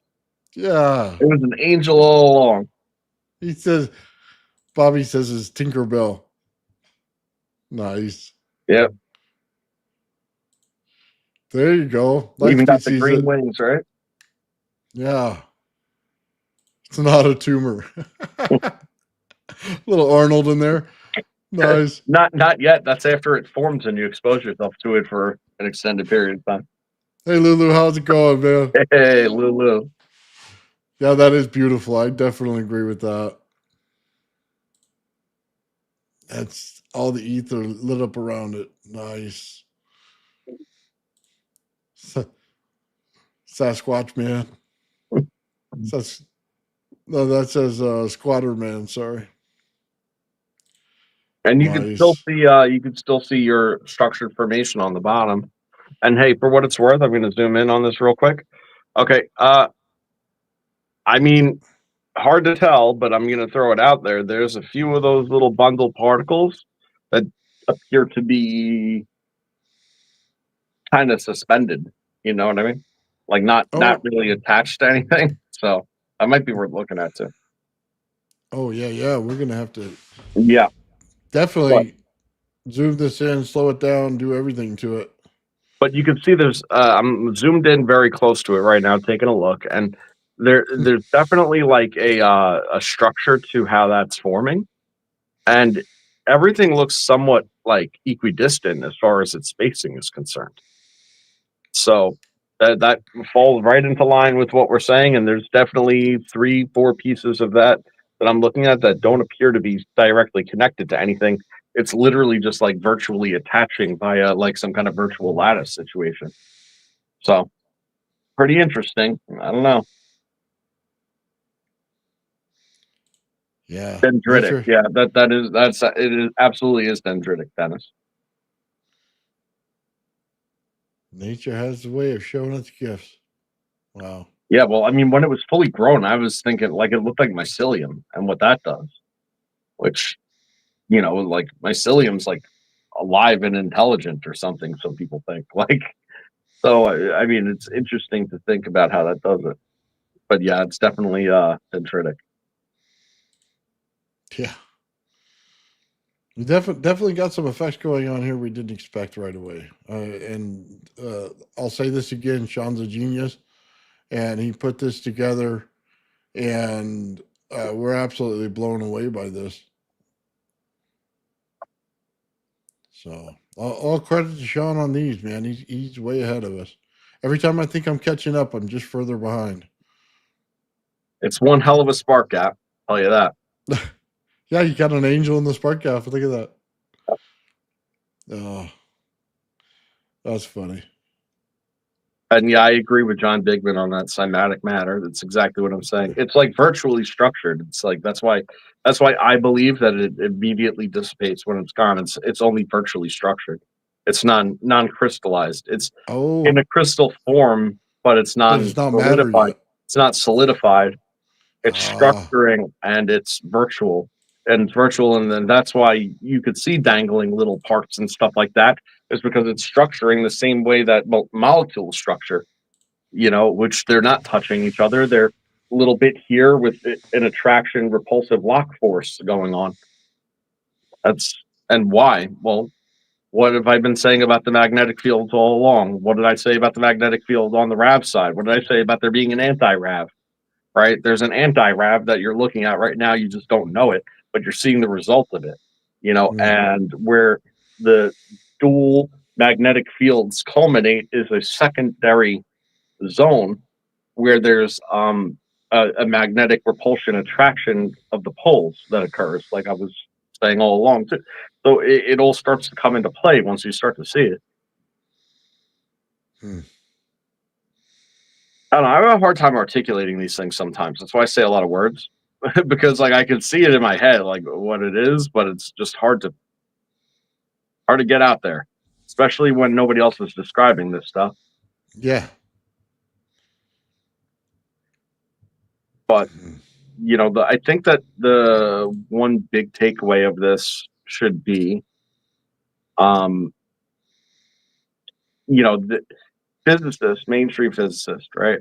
They struggled with this Maxwell's demon situation for a long time, as in locking down the second law of thermodynamics. Okay, and they almost didn't put the second law in as like formal, law as opposed to theory, right? Because of the possibility, theoretical possibility that Maxwell's demon could happen, right? But then they said that even though it's theoretically possible, that it's not practically possible, right? Like they came up with the numbers that were just so all over the place as to why not, and said it really just can't happen, so go with the law, right? Well, now you can see it with your eyes. It's doing exactly what Maxwell said it would do, okay? And I didn't even know about that law. But we were talking about that law all along when we were describing just what's going on here, right? Separation of the differentials, the unity and stability that's able to be maintained and exchanged despite the separation. All this stuff, and now you could see it with your own eyes, hot and cold, separated by basically nothing, all structuring itself and all in a full-blown exchange. And then you see the oscilloscope and you could see the exchange happen, and then you could see it fall into the structure, and then you could see the independent parts. This is the science. This is the proof. This is the episode on the internet that reversed entropy, by making these connections, by having these understandings, pointing it out and showing you and saying, hey, here it is. And this is it. That's real. Like there's no trickery here. Yeah. I just want to shout out Papa Bale real quick. Say hi. What's up, Papa? Papa hangs out with us in Discord sometimes, man. It's totally awesome conversation to have with him, man, when he's on there. So Sean says he sent me a diagram. So give me a minute. I'm gonna reverse entropy. You're not right on, brother. Exactly what it is. Exactly what it is. Let me see if I can't pull this up. Give me 1 second. Sean said he sent me something. So you go ahead and talk, Joe. Give me a second. Yep, we reversed entropy. Sean figured it out. Like, really, what's there more to say about that? Like, like if nothing else says, slam your dick on the table and it's the biggest one in the room, like reverse an entropy. You know what I mean? Yeah. That's it. Got the big old swinger going on, man. I'll say this, just so everybody understands, this is like a physicist should be their dream, this RAV. And I know that's bragging and stuff like that because we're involved in it and stuff like that. But it literally tells you so much about how energy actually works and the way things build out and, good, bad, or indifferent what the results are, whether they match, physics results or whether they, are going against it a little bit, or maybe it's just not in line with it because of the structure yet. I think it's so fascinating. I think anybody who's in that field should look at this and say, I want to write papers based on this. You know what I mean? And shout out Sean's name every time in it that you do. Every single time. This should be every physicist's dream, but it's actually their worst nightmare. And I've made sure this entire way, and through frustration of Nathan at that, and it's not for a matter of drinking the juice. Okay, I didn't drink the Kool-Aid. the idea here is that everything that we've been saying all along, okay, does not break any known physics. It actually epitomizes all the theories It's and defining then it. ties the one into the other, and then the one into the next, into the next, into the next, until they go full loop. And then once you connect those dots and you go the full loop, and you realize that not only have you broken no physics, but you followed all the rules to get to the conclusion, you realize that the conclusion is that you reverse the entropy of it. And that's a little bit problematic. And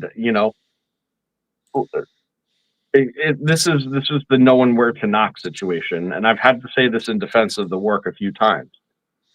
This isn't anything wildly complicated, right? But it's knowing where to knock. It's knowing what to do.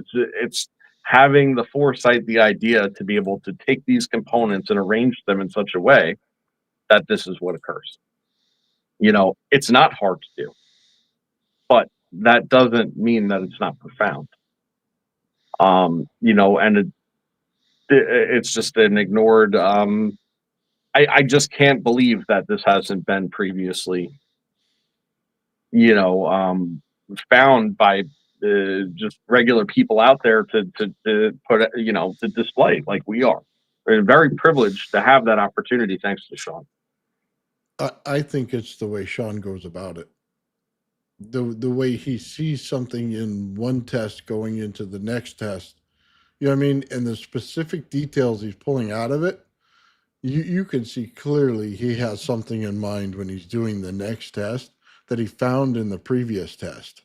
Mhm. And when I go to reverse engineer this stuff and to try to mimic what he's doing, I can see the flow in his brain just going from one to the next. Like I see that structure building and I see what he's doing and I see it in the next one and I go, okay, so now I know what he picks up there.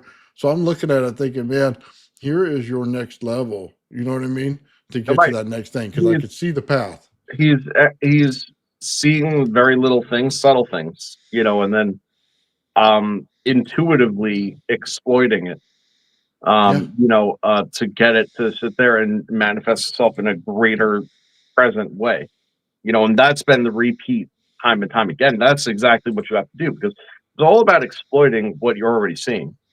Because the stuff was all there in the first place. It was all there in the beginning. Oh yeah. It took a lot of work to be able to understand it. Then it took a lot of work to be able to deconstruct it and understand the parts and the workings and what it can do and what it can't and etc. And then sitting there and refining that to the point where now you have a larger RAV that's just as stable, that has all the same effects plus other ones, and showing the other ones that were there all along, but that you couldn't really see because of just how the configuration was.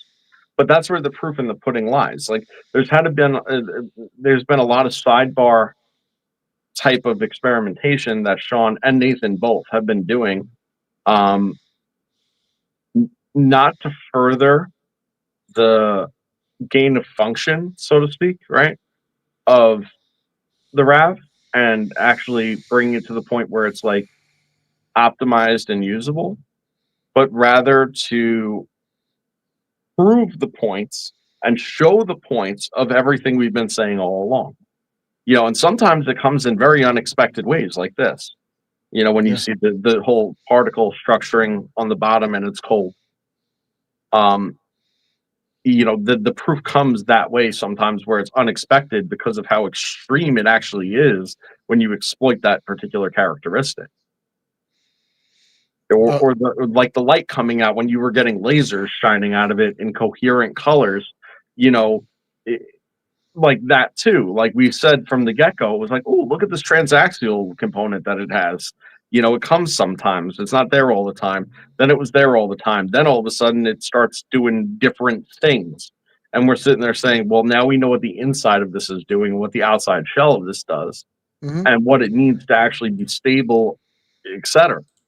So all these experiments have been more to show, like, no, what we're saying all along is the case. you know, just as much that way. Yeah, Sean said he sent me a few photos, and I want to put them up. Yeah, I let's go. just, I just wanted to say something before that. If there's a physicist out there that wants to contact Sean, by all means, you can contact him directly. If you cannot find him or get a hold of him in any way, please send me an email, and I'll shoot it straight to him. And then you guys can get in conversations on some of this stuff where, maybe you guys could put something in place, or, Sean can talk to you, and then you guys get your papers out together, work on them together. Um, I'd be more than happy to do that as long as Sean's name got put out there and on the paper. You know what I mean? And, I mean, he works all this stuff. I have no problem whatsoever doing that. Sean gets the ultimate say by any means on it. But seeing that Sean did this and put this out in the public and wanted it out there, I would imagine he would like, you know what I mean, someone to follow up and just, write it down, put it in physics, and always have it in there. And, what I mean, they can refer back to it because it's going to be great for modeling when it comes to physics and how things are supposed to be done. You could show this in 3D modeling as well as the actual process and events of building it. So I think it's a great learning tool in physics.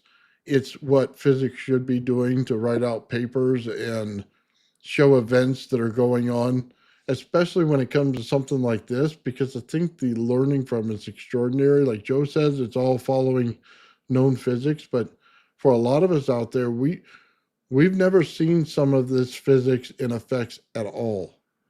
Even if it's known physics, there's not a lot of examples out there of this. And to get a hold of somebody who's in the process of building it, showing it, you're always going to have results from it. This could be lead to a lot of physics papers out there improving theories and how they work out. Instead of just, applying the math, have it shown in the effect as well. So I just throw that out there for people before we show Sean's stuff. That's a great point. And think about how many videos are out there, for instance, about like the cashmere effect, right? You could find hundreds upon hundreds of videos that'll tell you exactly what it is, exactly how it works, what it is and what it isn't, what the implications are, and none of them show you it actually occurring. None of them. You know, there are a couple of videos out there, you know, poor quality laboratory type Mhm. videos of the cashmere effect. You'd be unimpressed to not know exactly what you're looking at in the first place. And they're just working off of their measurements at that point, and not anything really tangible for an average person. So yeah, you look at this and you could literally pump out all of the examples of these extreme physics, known physics, accepted physics concepts, and you could pump it out and then be like, and here's a video of it and 100 pictures and another video. Yeah. Well, and not only that, if it does act like a sun and it does show you that, and it does prove out dark matter, stuff like that. Imagine that in physics, where you could say, here's an example that you could put in your lab that would show you that these things are apparent. You know what I mean? Yeah. I think that's Well, out of this world for physics, man. That's before you put up the stuff that Sean sent you, I want to backtrack a little bit, very briefly, on one thing I started to say earlier about the transaxial light that comes out. You know, it appears white, like I had said, and as I had said before, but it's not. It's prismatic. But I was kind of like stumbling on a good way to describe it, and I kind of have a better way, maybe, right? okay. Go for it. It's because prismatic kind of gives the wrong idea. That makes it sound like it's a rainbow, but it's not. And what it is, though, is it appears white, but then it looks like it has gold lacing in it, like lines of gold going through the white light beam. And mind you, it's a beam. And in between this white and gold lacing is every color of the rainbow in a prism, in strands. And the strands are actually kind of like moving a little bit, like not a lot, but moving. They have some kind of motion to them, and fluctuation to them. Uh, but again, that's the prismatic effect. When you look at it, you're like, "Ooh, gold rainbow thing, cool." But like when you look really, really close at it, and it's probably not advisable. Usually, when I look at it, I'm not looking at the Rav directly. I'm looking like down and whatever. Because I'm talking about even in my own experiments. When I've done it, um, it's this incredible thing. Like it's the closest thing to like a beam off the sun, kind of like that, except rainbow and laced. Like I don't know how else to describe it. It's a very, very radical phenomena that occurs of like micro prismatic light refraction or some shit that's just like beaming out of the sides of this thing. It's really, really, really incredible. So, yeah, I don't even know. It's just remarkable. Sorry, give me 1 second. I put my email out there.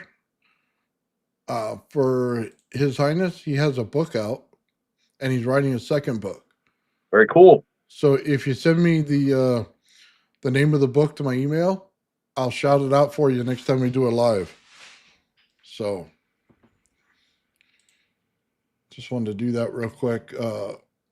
Yeah, I agree with you, Joe. It's kind of hard to describe. You have to probably sit down and write it down and, you know what I mean, really go over it. But Yeah, I mean there are pictures of it that we have that kind of do show it a little bit, but it's nothing like what you see in person because even when it's in motion, it just doesn't pick it up like you see it. It just doesn't.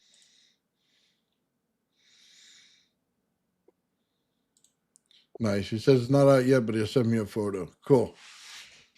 Right on. Make some colors with radiant energy. I agree with you, Dennis. That was awesome. Pull that back off what he did there. All right, man. I want to. Let's see what time we have. 1:52. Man, I didn't even talk about this. The Time flies, man, when you're talking rap. Oh yeah. Oh man.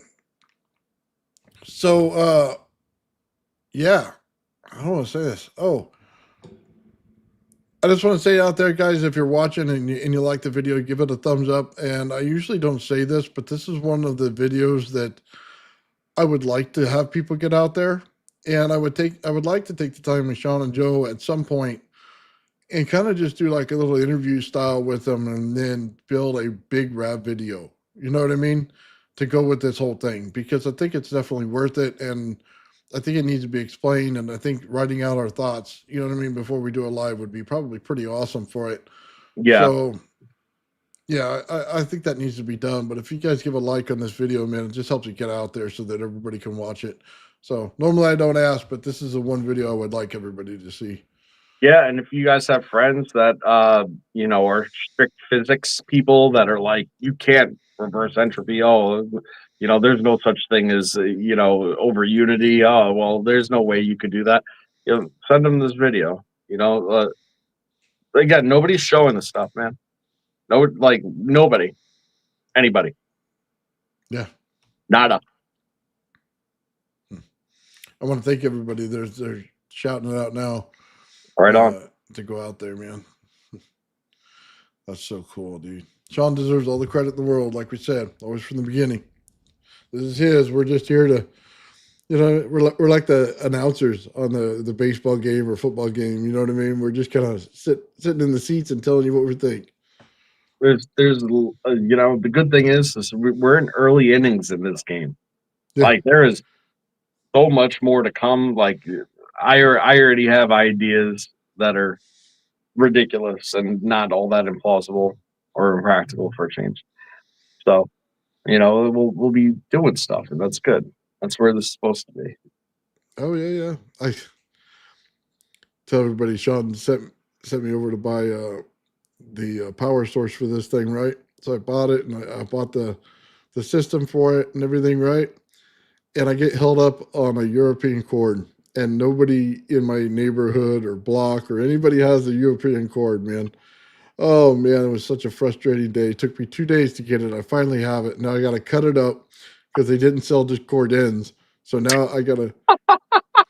You can't win, man. No, I can't. So I'm gonna be Man, over here. you're a better man than me. I'd have just been jamming wires right in the holes. Been like Mike back in the day, you know.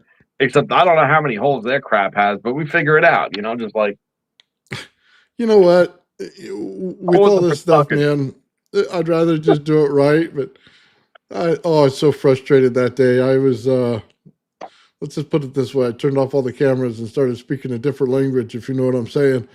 Um, yeah. But no, we got through that, man. So I got that thing. And then I wanted to isolate this thing in an area of my garage without everything burning down. So I got to figure a little kind of a pump thing to suck out all the air and fumes once it's done.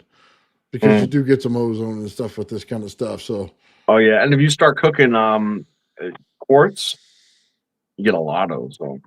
And oh, yeah.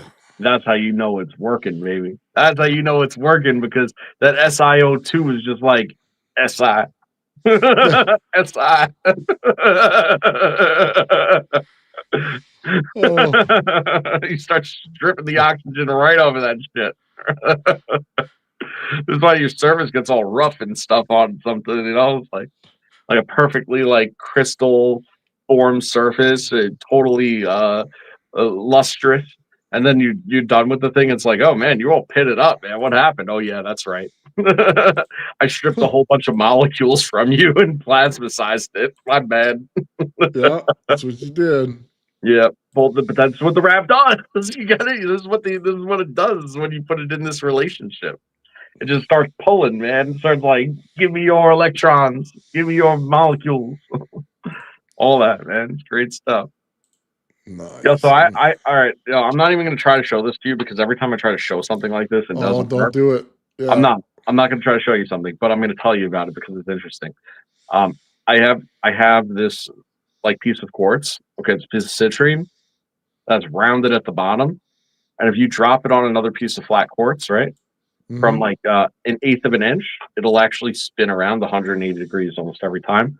And then sometimes when you drop it down, it'll spin 2, 3, 4 times around Mm, just from an eighth of an inch.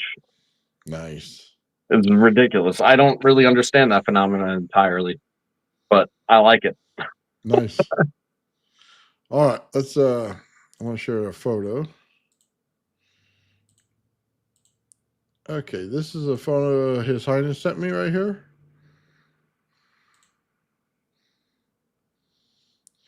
Let's see. Zoom into the Zoom into tall the tall building. Okay. That's got to be the one on the right. Okay. Dragon UAP on the right, confirmed by custodian file. Building up, Oh, hold on. Hold on. Middle maybe. building. Oh, middle I, building, he said. I see. Well, I Oh, I see middle see. building Yep, right yep, above yep. it. I see that. I can't get that close into it, but that's cool. That's something in the sky. Nice. Yeah. I'm trying to look, see if there's another one by the other. No, I don't see it. I just see it right there. That's cool. Nice. I'll have to pull this picture and zoom it out real quick. Let me go in there. See if I can.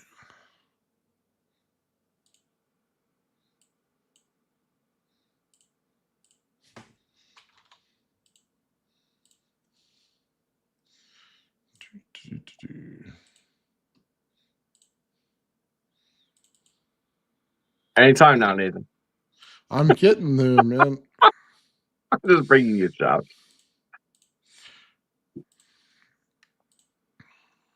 Of course, I don't see it on there. Hold on. No, it's right there.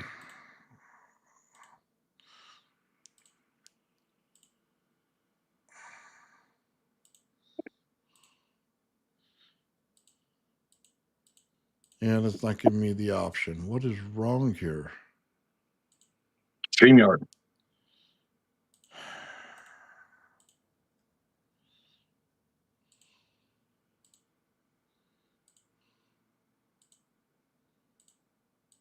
So, Okay. His Highness, who is custodian file? What is that?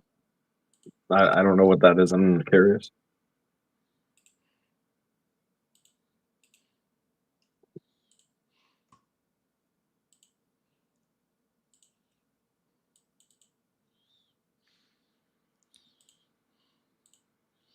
I don't know that I'm gonna be able to do this, Joe. It's like giving me the option.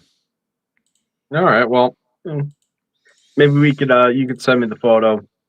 I'll zoom in like nice and tight on it. Next time we'll take a look because definitely interested in seeing what that is. He Well, says, it's find 2 triangles and a saucer in the center building. yeah, Well, it's there. yeah, yeah. I'm certain it's there. It's just it's so small on my screen. No, I can even see the field around it. Give me 1 second. Let me see. Come on.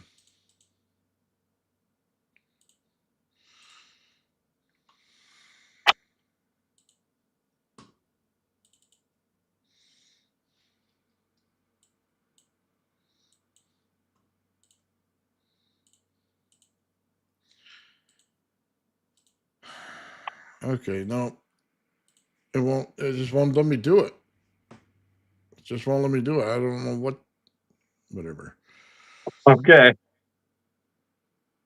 Yeah, we'll have to pull it up again. Yeah, sorry about that. It you can clearly see the shape, and then you see the field around it, which looks like it's affecting the air all the way around it, which is exactly what I described when I was talking about Sam's Tesla coil. Hmm. Oh, it's so frustrating. Okay, hang on. I'm gonna try one last thing. Maybe I can take another. For some reason, this is going.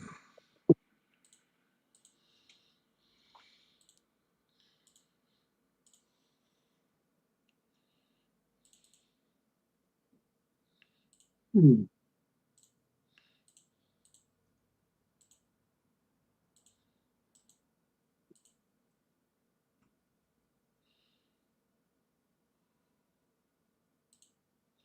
Okay, yeah, no, not gonna give it to me.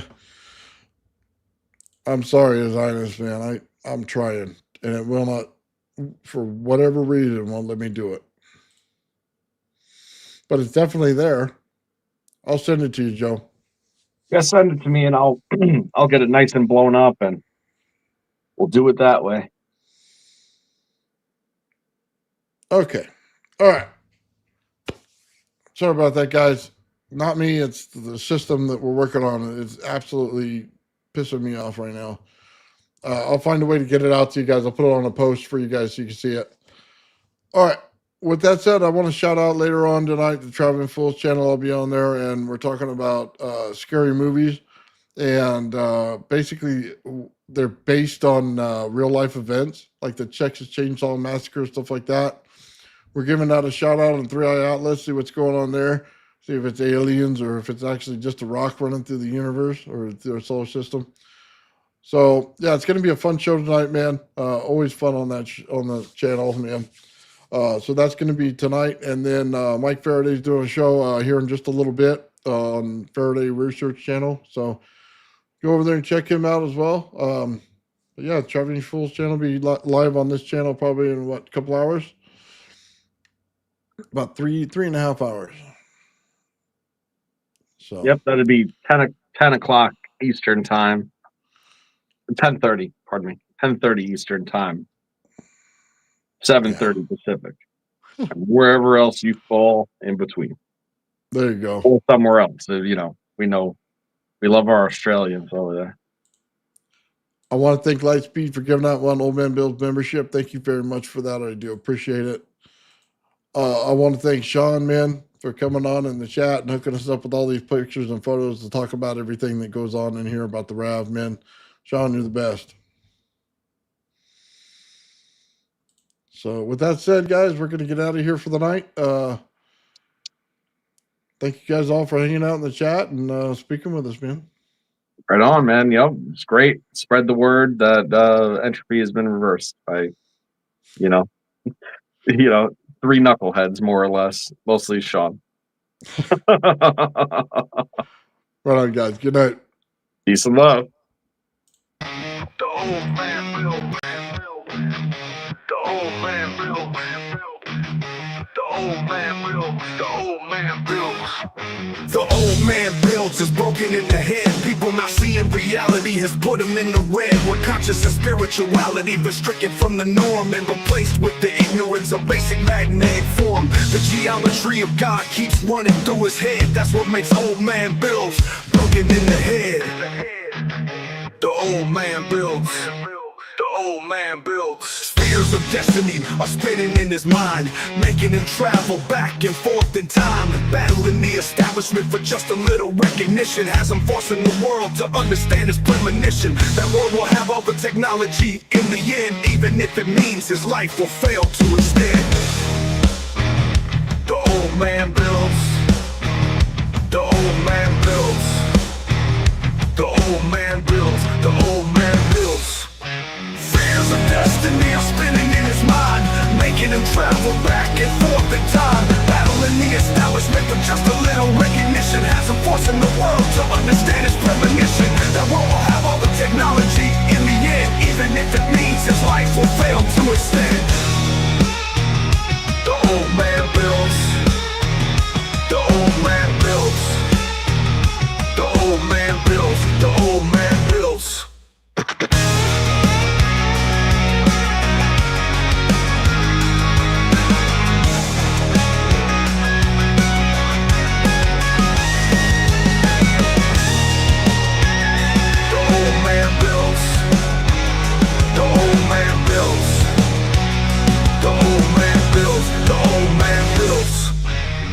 Fears of destiny are spinning in his mind, making him travel back and forth in time, battling the establishment for just a little recognition. Has him forcing the world to understand his premonition. That world will have all the technology in the end, even if it means his life will fail to extend. The old man builds.